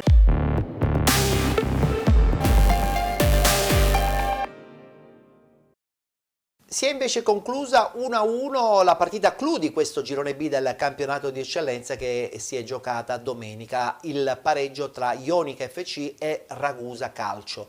2 società certamente anche loro impegnate a vincerlo questo girone. Forse in questo momento il Ragusa leggermente avvantaggiato per qualità tecnica, però è anche vero che questa Ionica non scherza. No, la Ionica li abbiamo affrontati in amichevole. Hai avuto una bella impressione? Una bella impressione, una buona squadra. Il Ragusa un gradino superiore. Come qualità proprio tecnica. Sì. Io non voglio sottolineare anche il discorso societario, però certamente anche lì il Ragusa sicuramente sembrerebbe un gradino superiore. Sì, non conosco la dirigenza del Ragusa. Ho conosciuto qualche persona della Ionica, e già anche avere il campo aiuta molto. Finalmente, dopo tanti anni di sofferenza, sono bella riusciti struttura ad avere questa bella struttura a Santa Teresa di Riva. Sì, è vero, è aiuta vero. molto. E purtroppo ritorniamo sempre a parlare delle solite cose. Un campo aiuta anche a livello mentale, anche a livello tecnico, anche a livello proprio di immagine di una stessa società. Sicuramente. Voi sperate, continuate a sperare sempre di avere magari possibilmente in gestione il prossimo anno una struttura? No, la gestione non è stato affidato ad altre persone.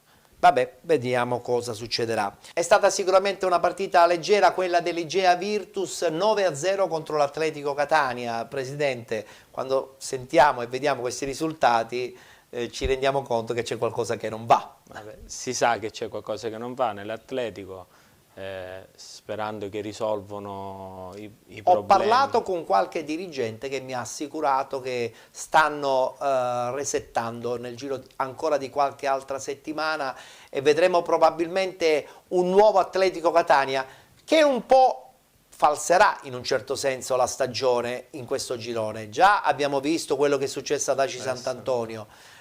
Ma intanto che cosa bisogna fare? Bisogna stare al gioco. Forse la Lega avrebbe dovuto in partenza pensare di non iscrivere qualche società dubbia? No, su questo non ne voglio parlare di questo perché non voglio mettermi contro nessuno. Ah, va bene, ok, stai al di fuori delle parti. Sì. Va bene. La mia opinione la tengo per me.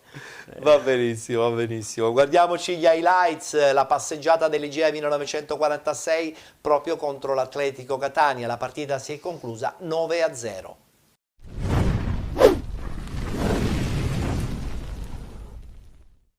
Tutto secondo copione per l'Igea 1946 che dal Contres Barone asfalta la giovane formazione dell'Atletico Catania, ultima in classifica con 0 punti. Finisce 9-0 per i giallorossi di Peppe Alizzi, che grazie a questo successo si riportano in testa alla classifica in solitaria con 20 punti. È una gara che si sblocca dopo 7 minuti quando il direttore di gara concede ai barcellonesi un calcio di rigore per il fallo di mani in area di Spampinato. Lo stesso giocatore classe 2004 viene anche espulso dall'arbitro e quindi Atletico Catania in 10 uomini. Sul dischetto si presenta la Spada che con grande freddezza spiazza il portiere Crisafulli, facendo così Igea 1 Atletico Catania 0. Lo stesso numero 7 si ripete al 10º arpionando in aria il servizio di Carello e poi col destro mettendo in fondo al sacco la sua doppietta personale e che gli vale come quinto centro in campionato. Passano 8 minuti e i gol dell'Igea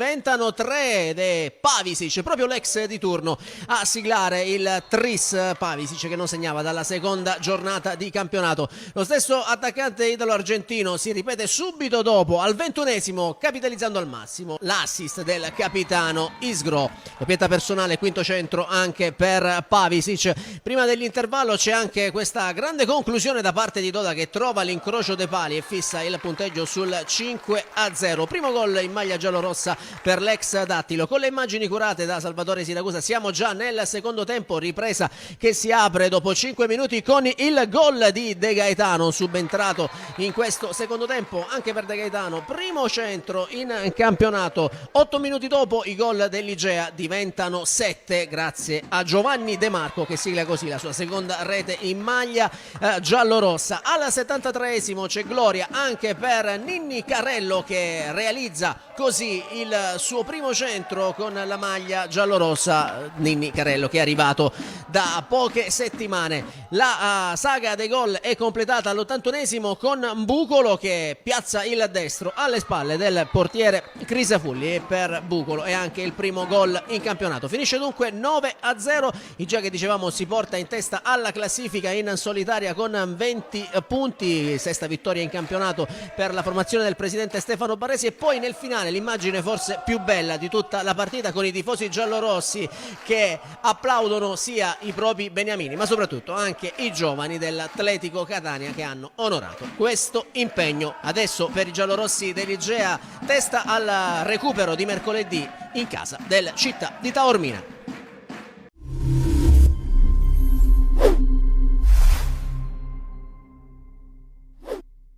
Abbiamo detto bene, in questo girone B del campionato di eccellenza sono 4-5 le squadre che probabilmente sino alla fine lotteranno per il passaggio nel campionato di Serie D. Allora Presidente, voglio un tuo piccolo pronostico. Abbiamo in questo momento Igea 1946, abbiamo il Ragusa Calcio, la Ionica FC. Secondo me potrebbe entrarci qualche altra società come ad esempio Nebros e Città di Taormina. E poi alla Carlentini. fine e Carlentini, certo, e quindi alla fine chi potrebbe spuntarla? Voglio un pronostico, dai, anche se volendo siamo ancora soltanto alla 10ª giornata. Il pronostico è difficile perché alcune delle squadre non li conosco bene, però so che il Taormina ha davvero una bella rosa, una bella società. È un po' attardata in questo momento in classifica, ma potrebbe farcela. Forse sono troppo fiducioso, però secondo me hanno tutte le carte regola per essere lì. Per chiudere il campionato di eccellenza arriva puntuale il punto di Giampaolo Montineri.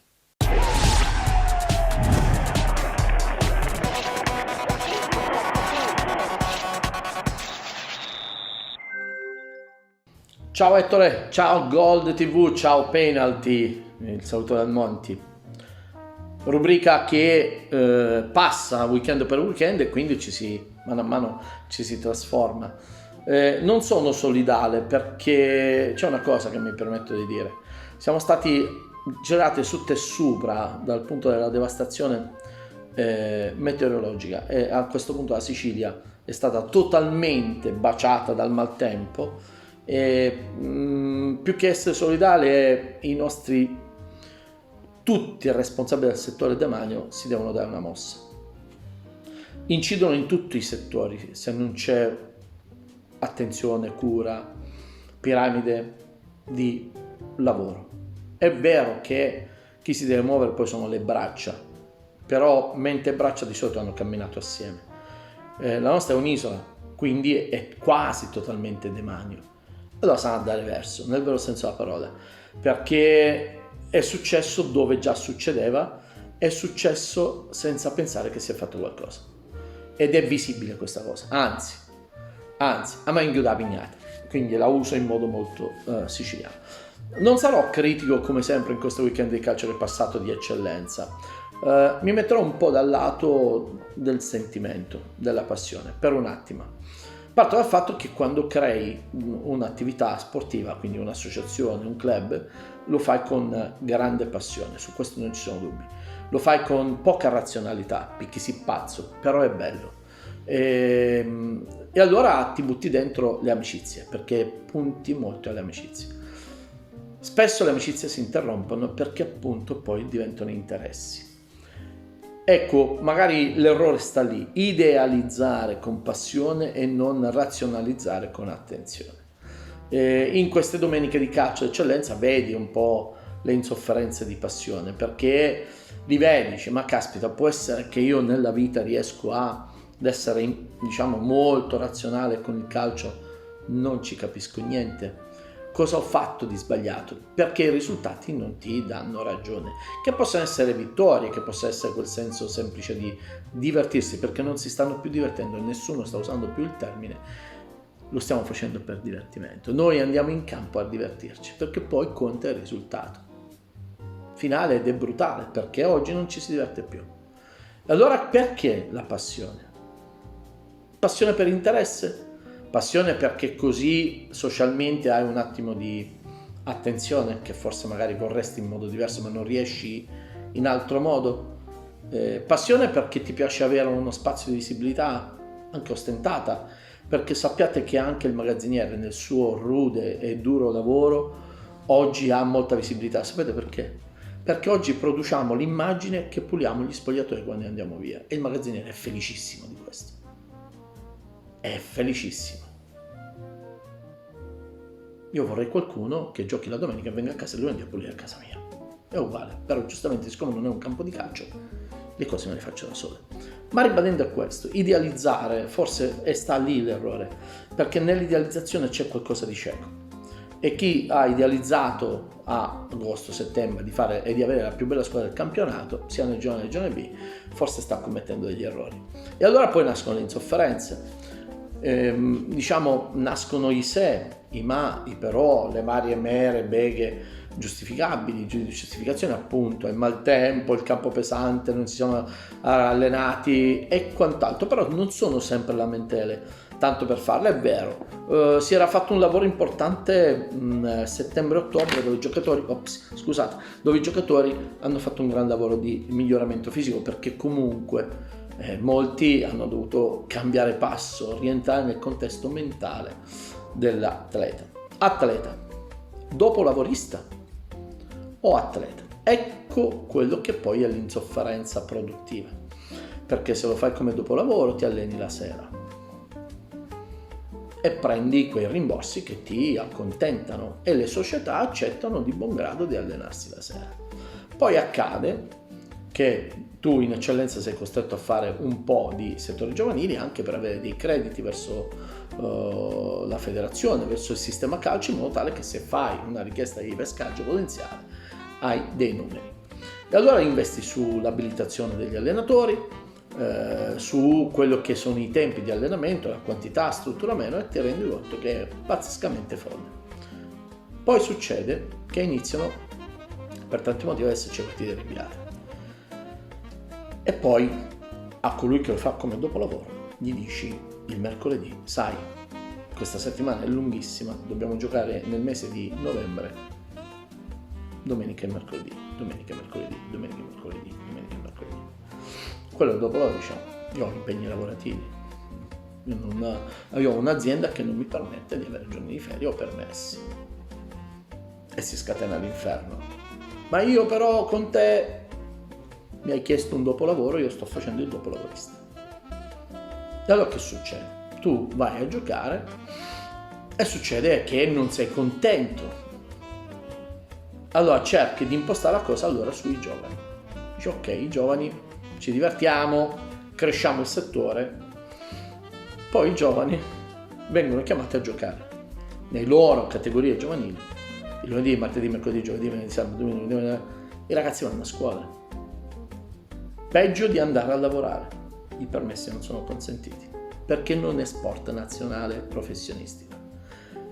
I Carusi sanno a caleare. È questo che succede. Drammi in famiglia.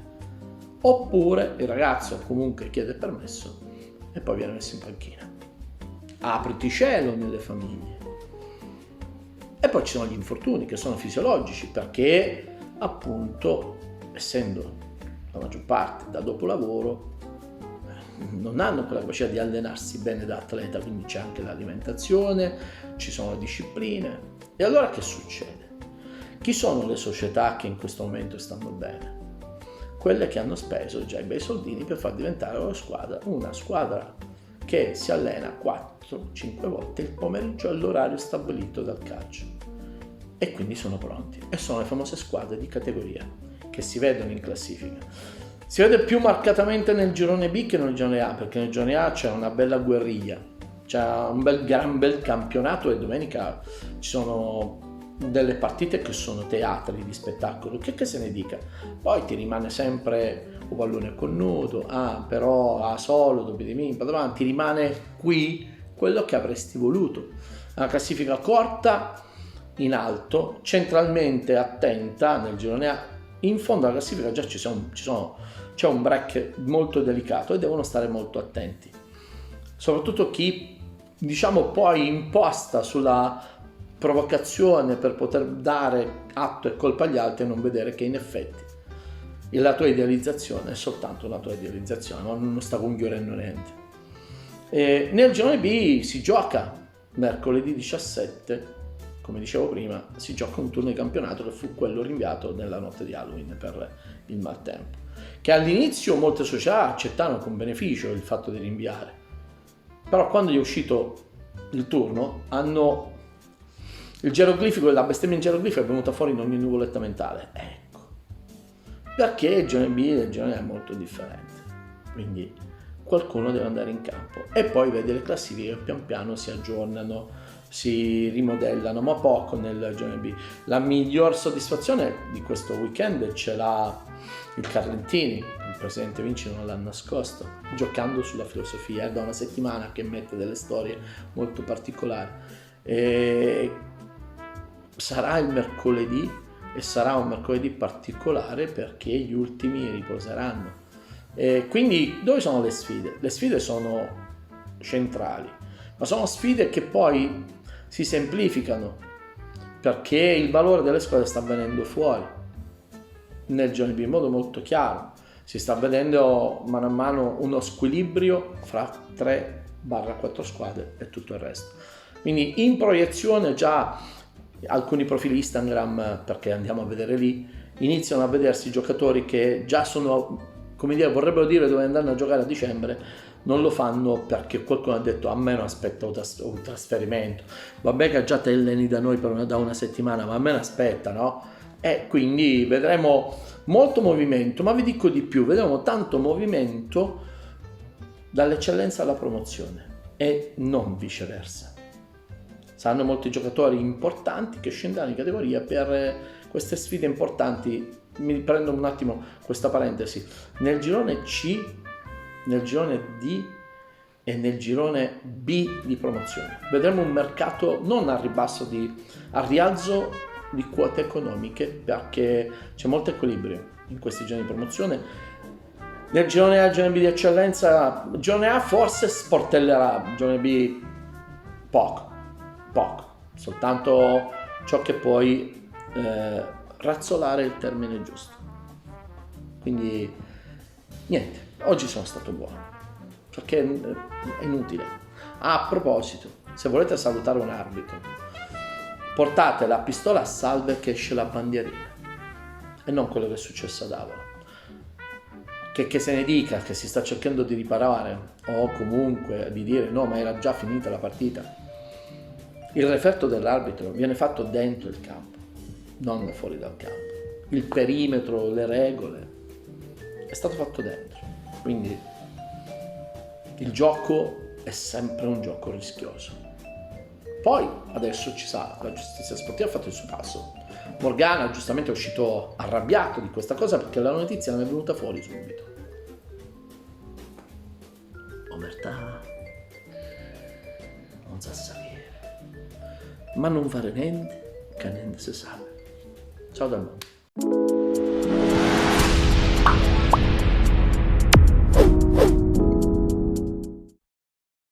Divertente e come al solito mai banale il commento di Paolo Montineri, che rivedremo chiaramente la prossima settimana. Ci fermiamo, c'è la pubblicità, tra poco sarà ancora penalty.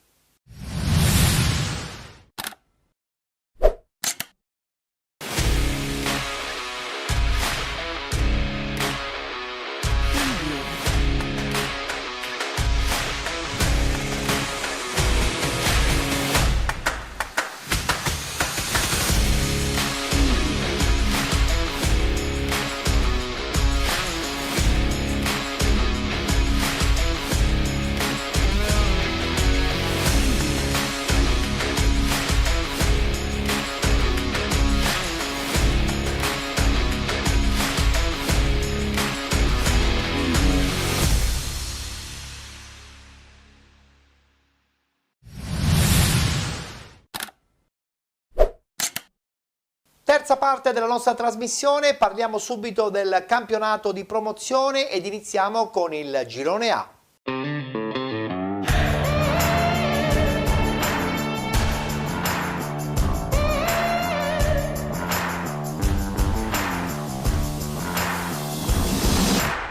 Ottava giornata, guardiamo i risultati. Casteldaccia batte Partinica Audace 4-0, Città di San Vito Lo Capo batte Resultana San Lorenzo 4-3, Gangi batte Città di Carini 3-2, Alba Alcamo batte Lascari Cefalù 1-0, Folgore Castelvetrano batte Raffadali 2018 2-1, Camarat Super Giovane Castelbuono 2-2 ed infine Fulgatore batte Villabate 3-0. Una battuta d'arresto per la capolista Resultana San Lorenzo, ma che comunque rimane sempre al primo posto, ma raggiunta dal Gangi. Entrambe sono appaiate con 18 punti. 16 il Fulgatore, 13 punti per Raffadali 2018, Folgore Castelvetrano, Lascari Cefalù, Alba Alcamo e Città di San Vito Lo Capo. 11 punti per il Casteldaccia, 9 punti per il Carini, 8 per il Camarat, 6 punti per il Partinica Audace, 4 per il Villabate, chiude la classifica Super Giovane Castelbuono con 2 punti. Una battuta d'arresto per la squadra del Resultana San Lorenzo contro il Città di San Vito Lo Capo. Tra l'altro so che conosci il mister della squadra trapanese. Sì, Dario Barraco, è stato qui ad Acireale 2 o 3 anni fa come calciatore, è rimasta un'amicizia e ci sentiamo spesso. Ha fatto un colpaccio perché ha battuto una squadra che è sicuramente candidata alla vittoria finale, questa Resultana San Lorenzo. Sicuramente una bella vittoria che dà entusiasmo all'ambiente. Certo, e dà soprattutto modo al Ganci di agganciare il primo posto, quindi vedremo cosa succederà le prossime settimane. Voltiamo pagina e adesso parliamo del girone B.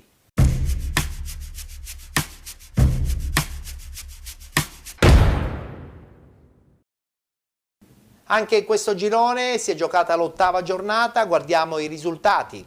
Messana Milazzo 0-0, Sant'Angiolese batte Gescal 5-2, Sinagra Calcio Valdinisi 0-0, Castelluccese batte Stefanese 2-1, Atletico Messina Pro Falcone 1-1, Rimbiata Promende Torrenovese ed infine Rocca Acquedolcese Gioiosa 0-0. Non si è giocata la partita forse più importante della domenica, quella tra Promende e Torrenovese, ma la Promende continua ad essere l'assoluta dominatrice di questo girone B del campionato di promozione. Guardiamoci comunque il servizio del pareggio fuori casa del Milazzo contro il Messana 1966. Un punto a testa tra Messana e Milazzo che nell'anticipo dell'8ª giornata del girone B di promozione chiudono sul nulla di fatto il match del Despar Stadium. Il primo spillo della gara è della vice capolista Milazzo che ci prova col sinistro di Trovato, bloccato centralmente da Lima. La risposta dei padroni di casa al 15° con il tentativo di Ardiri che in aria liscia da pochi passi una ghiotta occasione per i suoi. Poi il Milazzo torna a spingere al minuto 24, recupero, aggancia l'assist di Calcagno servendo al limite dell'area Cafarella, il cui destro però si perde alto sulla traversa. 5 minuti più tardi rossoblu che reclamano un calcio di rigore su Mandanici, ma l'intervento di Lima è nettamente sulla palla. L'estremo della Messana si supera invece al 40° quando in uscita disperata respinge la conclusione di Visiti con Lopresti che poi salva su Mandanici. Passa un minuto e sul fronte opposto è Matinella a risultare decisivo opponendosi al destro di Bardetta. Nella ripresa è ancora la squadra di Luca a provarci con la botta di Ardiri che si perde di poco a lato. Al 57° ancora proteste del Milazzo che vorrebbe il rigore per un presunto fallo di Lopresti su Leo. Il signor Losurdo anche qui dice di no. Insiste la formazione mamertina che 3 minuti dopo torna a farsi vedere dalle parti di Lima con Mandanici che manda sul palo l'invito di Trovato, ma il direttore di gara ferma tutto per una posizione di fuorigioco dello stesso attaccante rossoblu. La Messana è comunque in partita e al minuto 68 il portiere del Milazzo Xai è costretto all'uscita disperata per fermare Bardetta.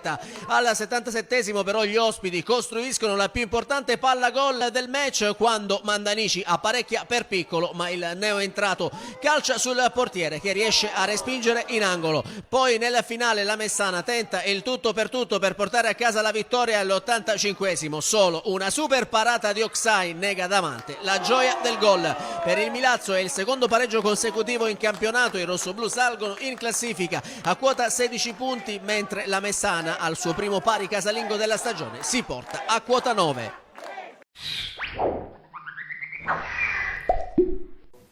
Tutto rimandato quindi nelle prossime settimane, succederà veramente un po' di tutto perché ci sarà anche e soprattutto qualche scontro diretto al vertice. Voltiamo pagina, ancora una volta parliamo di promozione e finalmente arriviamo a parlare del Real Aci, ma non soltanto della bella realtà del Real Aci, vogliamo anche parlare dell'FC Motte e della Leonfortese. Parliamo del girone C del campionato di promozione.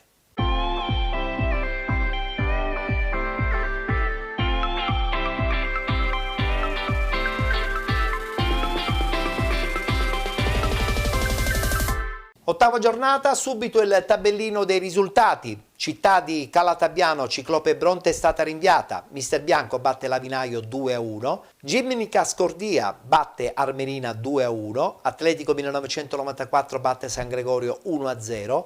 FC Motta batte Don Bosco 2000 5-1.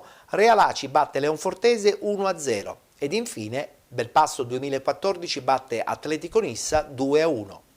FC Motta ancora solitario in vetta, in classifica lo troviamo al primo posto con 22 punti, con 20 il Real Aci, con 18 l'Atletico 1994, 16 punti per la Leonfortese, 14 per il Belpasso 2014, 10 punti l'Atletico Nissa, 9 punti Gimnica Scordia insieme al San Gregorio, 8 punti per il Città di Calatabbiano, 7 punti per Mister Bianco, Armerina e Don Bosco 2000. Lavinaio con 4, chiude la classifica il Ciclope Bronte con 2 punti. Presidente, è un girone certamente impegnativo perché 3-4 squadre vogliono vincerlo, vogliono volare verso l'eccellenza. Partiamo intanto dalla vostra squadra, dalla vostra realtà, parliamo soprattutto della bella vittoria comunque contro una diretta inseguitrice, lo abbiamo anticipato proprio in apertura della nostra trasmissione, questa Leonfortese di Gaetano Mirto. È stata una vittoria difficile? Una vittoria non semplice. Diciamo anche, non voglio usare delle scuse, però il fatto del campo, non possiamo allenarci, ci alleniamo, non ci alleniamo. È un handicap. È un handicap. Queste settimane ci siamo allenati meno giorni del solito, Insomma, avete preparato male il big match, ma poi alla fine l'avete vinto però, eh? L'abbiamo vinto, una vittoria importante per il morale e per tutto. Speriamo questa settimana, come dicevo prima, che finalmente si risolve la questione campo, perché tendavamo sempre a uscire nel secondo tempo. Sì. Invece domenica abbiamo avuto difficoltà proprio nel secondo tempo, la Cioè, tenuta avete giocato fisica, meglio nel primo abbiamo tempo, giocato poi meglio nel primo tempo. c'è stato anche il ritorno della Leonfortese che certamente non ci stava a perdere. Sì, non abbiamo rischiato tantissimo, però avevano un po' più il pallino del gioco. Questo è un campanello d'allarme, diciamo. Vabbè, però siamo soltanto ancora all'8ª giornata, credo che comunque ci saranno i tempi anche per recuperare dal punto di vista tattico. So che Mister Manca lavora molto comunque con le sue idee anche un po' innovative per la categoria. Sì, Mister Manca lavora benissimo, è sempre concentrato sulla squadra, sulle partite. Non si ci può dire nulla sicuramente. Insomma, aspettate il campo, perché quello vi aiuterà. Chiede solo il campo. E va bene, arriverà. Guardiamoci gli highlights comunque di questa bella vittoria della squadra cese 1-0 contro la Leonfortese.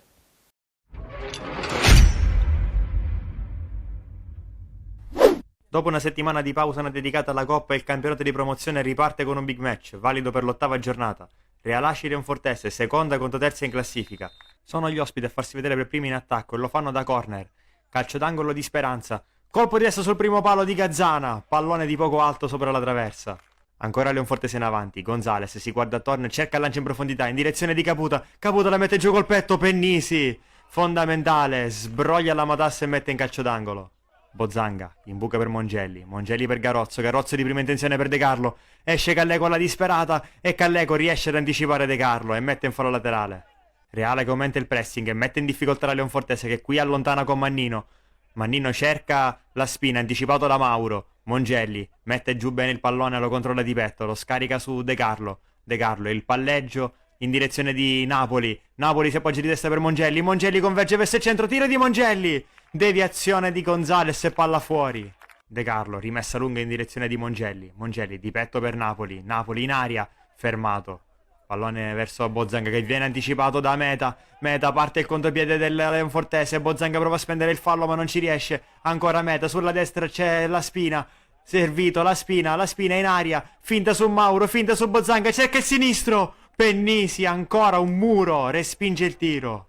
Quasi mezz'ora di gioco sul cronometro. Palla messa in mezzo alla destra, Bozzanga capisce tutto ma si allunga il pallone, irrompe Gonzales al limite dell'area, Gonzales fermato ancora da Pennisi che apre subito in direzione di De Carlo, può partire il contropiede del Realasci, De Carlo si accentra, posizione centrale per De Carlo vede sulla destra Mongelli e lo serve, Mongelli in aria, la mette indietro ancora per De Carlo 1-0 del Realasci, Enrico De Carlo aveva chiuso con un gol prima della sosta col Bronte, si ripresenta con un altro gol, il quarto in campionato, il quinto stagionale, Realasci in vantaggio, Enrico De Carlo, rivediamo questo grande contropiede del Real. Cerca la reazione immediata da Leonfortese, Gazzana la mette al centro per la Spina lavora il pallone, lo rimette di nuovo dietro per Gazzana che la mette al centro, allontana Pennisi, arriva Speranza, pallone al lato. Finale di primo tempo, Mongelli attaccato da 2 uomini, sfera che schizza a Bozzanga, passaggio per Garozzo cerca subito la battuta, ma non inquadra la porta. È l'ultima chance del primo tempo, Realasci 1, Leonfortese 0, decide il gol al 28esimo di Enrico De Carlo. 8 minuti alla fine, Mauro lotta con Milazzotta e gli porta via il pallone, serve Garozzo di prima intenzione per Licata scappa sulla sinistra, ancora Licata, cerca l'assist in aria, pallone rimpallato, ancora Licata atterrato in aria e calcio di rigore, fallo di Testaì, calcio di rigore. Dal dischetto va Garozzo, parte il numero 11, il tiro Calleco, intuisce e respinge, e ancora 1-0, e arriva il tanto atteso triplice fischio dopo la sofferenza finale. Il Realasci batte la Leonfortese 1-0 grazie al gol di De Carlo e resta nella scia del Motta anch'esso vittorioso. I punti di distacco tra le due squadre restano 2. Adesso si apre una settimana di fuoco che vedrà il Granata affrontare per ben 2 volte il Motta, prima nel ritorno di Coppa, mercoledì, e poi sabato in campionato, in quelle che saranno sicuramente 2 sfide al cardiopalma.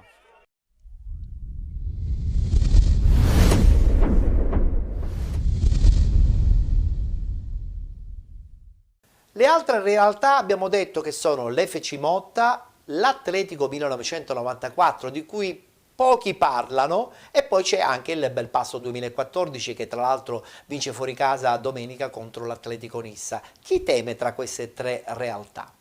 Il Motta sicuramente è la squadra allestita per vincere il campionato.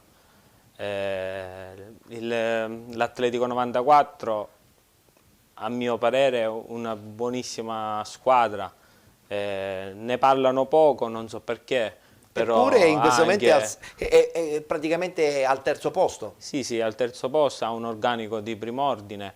Ora l'ultimo acquisto, Manuli, che è un lusso per la categoria. Quindi ci sono pure loro. E il Belpasso?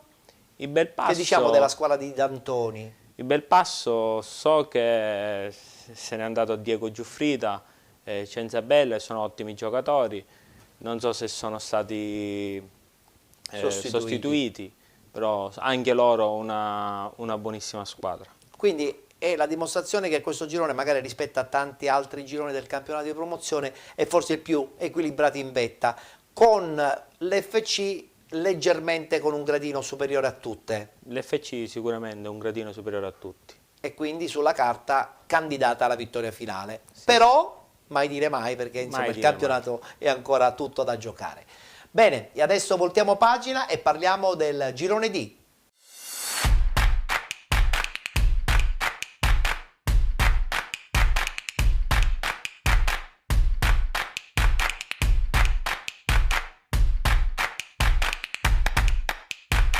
Anche nel girone D si è giocata l'8ª giornata, subito il tabellino dei risultati. Modica Calcio batte Megara 2-0, Città di Comiso batte Pro Ragusa 1-0, Nuova Città di Gela batte Città di Avola 2020 5-1, Mazzarone batte Città di Canicattini 4-1, Priolo Gargallo batte Club Calcio Vittoria 2-0, Sporting Eubea batte Calcio Scicli 5-0, infine Frigintini batte RG 3-1. Ancora una grande vittoria per la Nuova Città di Gela che conferma la prima posizione in classifica. In testa troviamo infatti la squadra di Caltanissetta con 22 punti, 17 per Mazzarone Città di Comiso, 16 punti per il Modica Calcio, 14 per il Priolo Gargallo, 12 punti per il Frigentini, 10 per il Città di Canicattini, 9 Sporting Eubea insieme al Pro Ragusa, 8 punti per il Club Calcio Vittoria, 7 per il Megara, 6 per il Città di Avola 2020, chiudono Calcio Scicli ed RG con 4 punti. È un rullo compressore questa Città di Gela, un'altra ennesima vittoria, è veramente la squadra da battere e probabilmente riuscirà ad andare in eccellenza la prossima stagione? Sicuramente una delle favorite del girone, insieme al Mazzarone, sì? Che la vedo molto bene pure.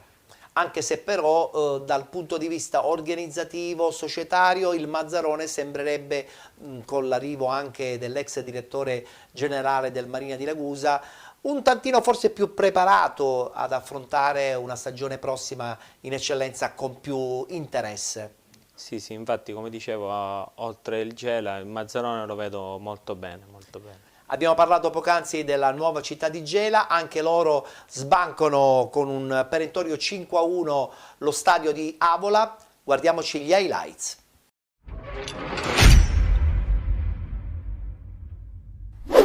Padrone di casa con un 4-3-3 disegnato da mister Massimo Attardo, ovvero Spinoso in porta, poi Romeo, Carpinteri, Magro, Anastasi, Stima, Brahima, Ferro, Agnello, Caldarella e infine Bonaventura.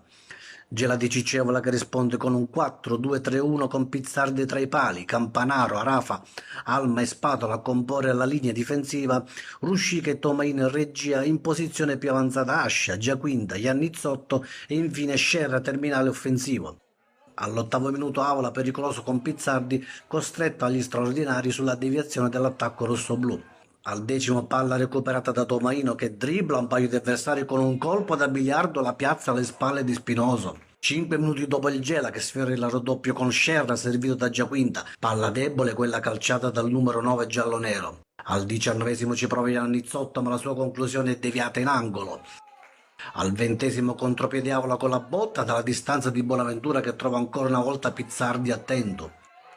Un minuto dopo raddoppio il Gela con Giaquinta che intercetta un passaggio sbagliato e sigla il 2-0. La ripresa si apre senza cambi e subito con il calcio di rigore assegnato dall'arbitro Carnemolla per un fallo su Scerra. Dal dischetto si presenta Campanaro ma sbaglia calciando fuori. Minuto 54, Iannizzotto lanciato in porta da 2 passi, calcio al lato, 3-0 sfiorato. 60° ancora Iannizzotto che la mette dentro per Giaquinta che firma il 3-0 e la sua doppietta personale. 80° minuto, calcio di punizione di Lamanzino che timbra il palo, arriva Campanaro e fa il 4-0. Non è finita perché all'84° arriva anche il 5-0 con Scerra che lascia esplodere il suo destro e timbra il cartellino. Finisce così con la manita della capolista Gela che mantiene il +5 sulle inseguitrici.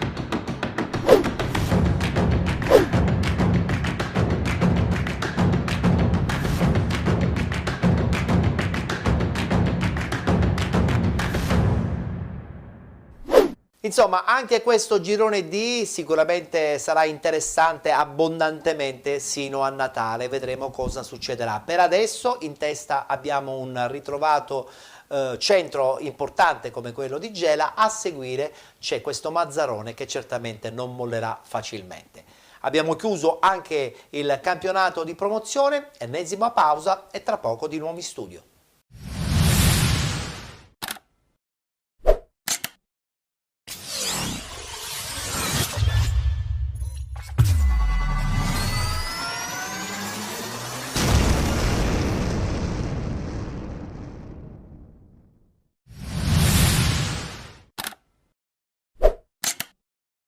Eccoci rientrati, siete ancora con Penalty, come al solito su Gold 78 HD, canale 78 del digitale terrestre, la puntata dedicata interamente al calcio dilettantistico siciliano. Abbiamo parlato anche e soprattutto del calcio riguardante il campionato di Serie D, di eccellenza e di promozione, e adesso apriamo giustamente il doveroso omaggio al campionato di prima categoria. Subito il rullo con i risultati e le classifiche.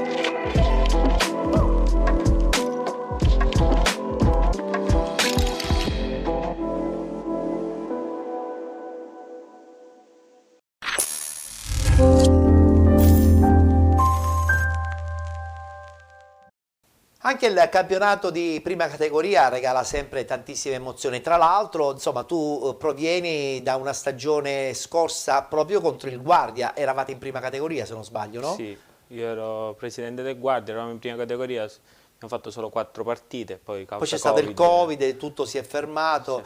È un campionato, anche quello di prima categoria, che sembrerebbe facile a vincere, ma non è vero niente, perché poi devi impegnarti settimana dopo settimana. E fare anche un buon organico, perché molti ragazzi lavorano, quindi si rischia di avere anche troppe assenze, no? Sicuramente, sicuramente. Cosa ti ha spinto a cambiare dal Guardia al Real Aci? Cioè, quindi a passare ad un campionato un po' più impegnativo come quello di promozione? È stata follia? La follia, l'opportunità, non so. Ma c'è anche un po' di passione probabilmente, sì, no? Solo passione, sicuramente. Questa passione dove ti vuole portare Santo? Non mi può portare diciamo molto più avanti di dove sono adesso. Ah, quindi cos'è, una politica dei piccoli passi o una politica silenziosa perché vuoi crescere? No, una politica, guardo la realtà, più avanti si va più diventa dispendioso. Certo, quindi è vero. uno deve fare quello che può fare. I vostri sponsor vi accompagnano, vi aiutano, perché diciamolo pure, soprattutto nei campionati di promozione di prima categoria, gli sponsor sono fondamentali perché insomma completano anche il discorso riguardante le spese che sono puntualmente ogni anno sempre di più. Sì, sicuramente, senza sponsor non si può andare da nessuna parte. Benissimo Santo, io ti ringrazio per essere stato presente qui con noi qui a Penalty. Sappiamo che mercoledì, cioè domani, ci sarà una partita di Coppa intrigante perché guarda caso giocate contro l'FC Motta. Sì, domani abbiamo questa partita di ritorno, speriamo pronostico?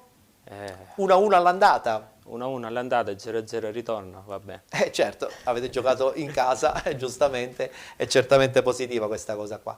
Bene, allora in bocca al lupo per la vostra società storica di Aciriale. Mi è piaciuto anche il discorso che hai fatto che voi non siete i nemici della Ciriale, anzi voi siete i compagni di avventura del calcio acese della Ciriale. Sicuramente. Grazie Presidente e chiaramente un in bocca al lupo per il proseguo della stagione. Brevissimo stacco pubblicitario, parleremo di calcio femminile subito dopo.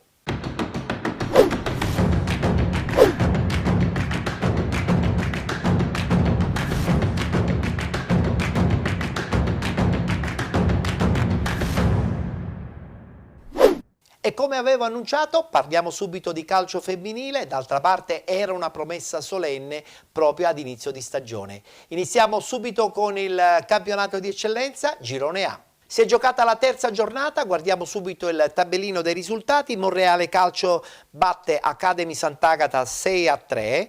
Femminile Marsala batte Vigor Montelepre 4-0. Ha riposato la JSL, Junior Sport Lab di Messina. In classifica al primo posto abbiamo la femminile Marsala con il Monreale Calcio con 6 punti. Al secondo la JSL Junior Sport Lab di Messina insieme all'Academy Sant'Agata. Chiude la classifica la Vigor Montelepre con 0 punti. Continuiamo a parlare di calcio femminile e guardiamo subito i risultati del Girone B. Anche qui si è giocata la terza giornata di andata, guardiamo i risultati. Camaro batte Don Bosco 2000 Idone 9-0. CR Scicli e Gloria San Cataldo è stata rinviata al 19 dicembre. Ha riposato il Santa Lucia di Siracusa. Lo avevo promesso al presidente della FIGC siciliana Sandro Morgana che quest'anno a Penalty avrei parlato di calcio femminile e sono molto contento. Siamo soltanto all'inizio e sicuramente ci divertiremo anche per tutto il resto del campionato.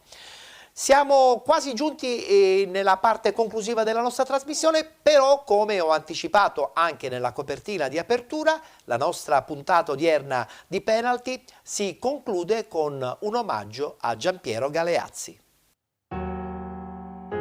Senza Galeazzi gli Abbagnale sarebbero stati gli Abbagnale. Il dibattito è aperto e i puristi non storcano il naso. Il medagliere sarebbe stato lo stesso, ma una cosa è vincere 2 ori olimpici consecutivi e perdere il terzo all'ultimo metro.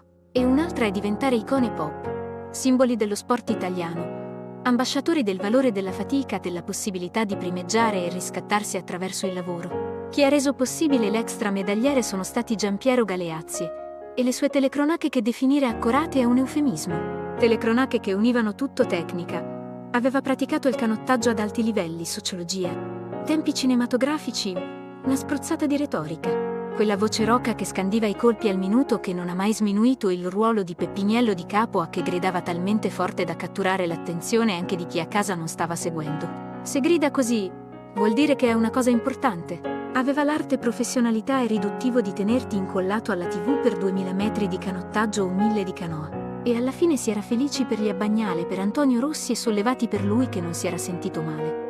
Andiamo ragazzi, ultimi 500 metri per l'alloro olimpico con la Bulgaria, Oster e Greve. Ora vedremo se riusciranno a scattare come al loro solito per questa gara. Dunque, Italia, Bulgaria, Gran Bretagna, Romania, Germania dell'Est e Unione Sovietica all'attacco degli ultimi 500 metri. Siamo sempre sui 36 colpi. Già Bagnale in testa di 2 imbarcazioni. Aumenta ancora Giuseppe, il suo show, il suo magnifico show negli ultimi 300 metri di gara, quando mancano ancora, con gli inglesi che cercano di recuperare il tempo perso in partenza, ma il loro divario è notevole. Penso che Giuseppe Carmine, la cui sicurezza, la cui grande preparazione è segno di garanzia, vedete ora come Oster e Greve abbiano attaccato la Bulgaria e si gettino all'attacco di Giuseppe Carmine a Bagnale, ma all'esterno c'è anche l'Unione Sovietica. È pesante la barca inglese, si ferma.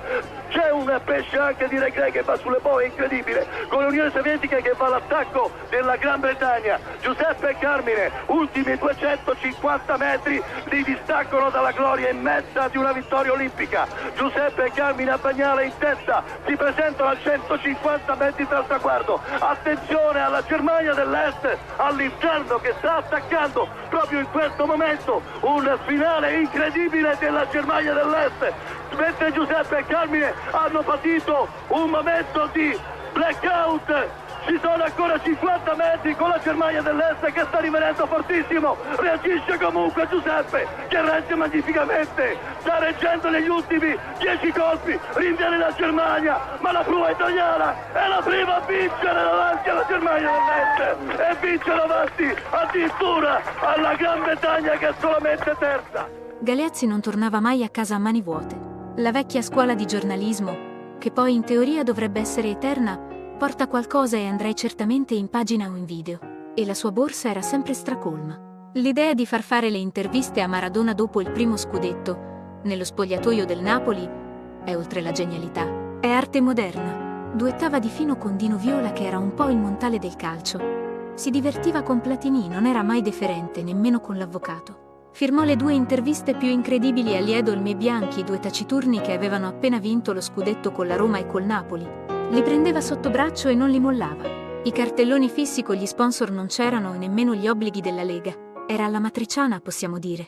Una matriciana sopraffina. All'epoca le statistiche e la tattica non si sapeva neanche cosa fossero. Qualcosina, un minimo, cambiò con Sacchi. Anche lui finì sotto braccio con Galeazzi dopo la vittoria decisiva in casa del Napoli di Maradona. Era la concretizzazione del fatece largo che passammo noi. Sembravano che i tempi cupi per la Roma fossero finiti, ecco che invece è arrivata cosciente, secca la sconfitta ad opera del Catanzaro. Un Catanzaro naturalmente che è apparso un mostro in questo Olimpico. L'eroe della giornata è stato Palanca. Vediamo il filmato di questa partita.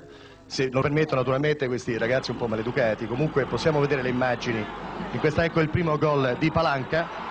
Ed è un gol sul calcio d'angolo, è uno specialista Palanca su questi gol. Adesso vediamo l'azione del rigore della Roma ad opera di Zanini, che ha atterrato Rocca, ed è il rigore di Bartolomei. È il primo rigore in favore della Roma in questo campionato. Un tempo funzionava così: un microfono, la telecamera al seguito, senza dimenticare il tecnico col faretto, una buona dose di improntitudine. La scritta Rai, non c'era porta che rimanesse chiusa, nemmeno quella degli arbitri. Galeazzi era Galeazzi. Non cambiò nemmeno nel tempio dei perfettini il tennis. Rimase fedele al proprio schema.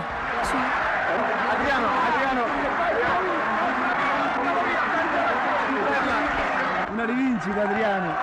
Adriano, una rivincita. Una rivincita. Che ci dice Adriano? Che devo dire mai?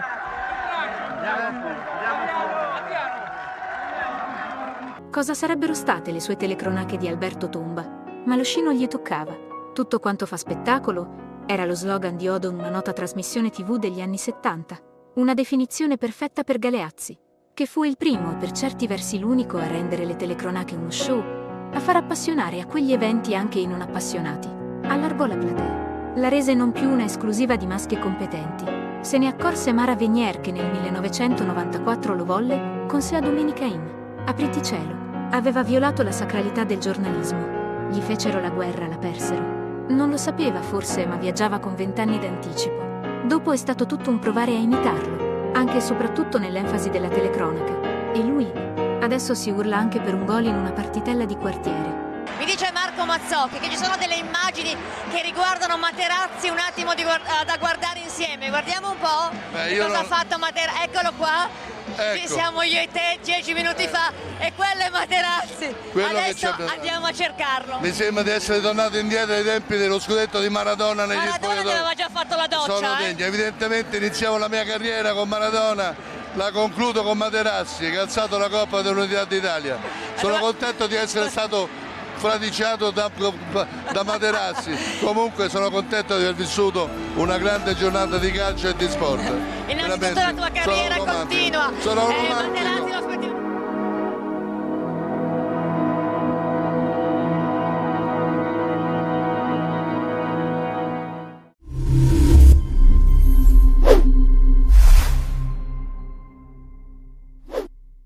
Ci è sembrato giusto chiudere la puntata odierna con un omaggio dedicato a Giampiero Galeazzi, che ha rappresentato per noi giornalisti, per noi uomini di calcio, sicuramente un punto fondamentale per la nostra cultura sportiva. La puntata odierna di Penalty si chiude così e vi diamo appuntamento alla prossima settimana.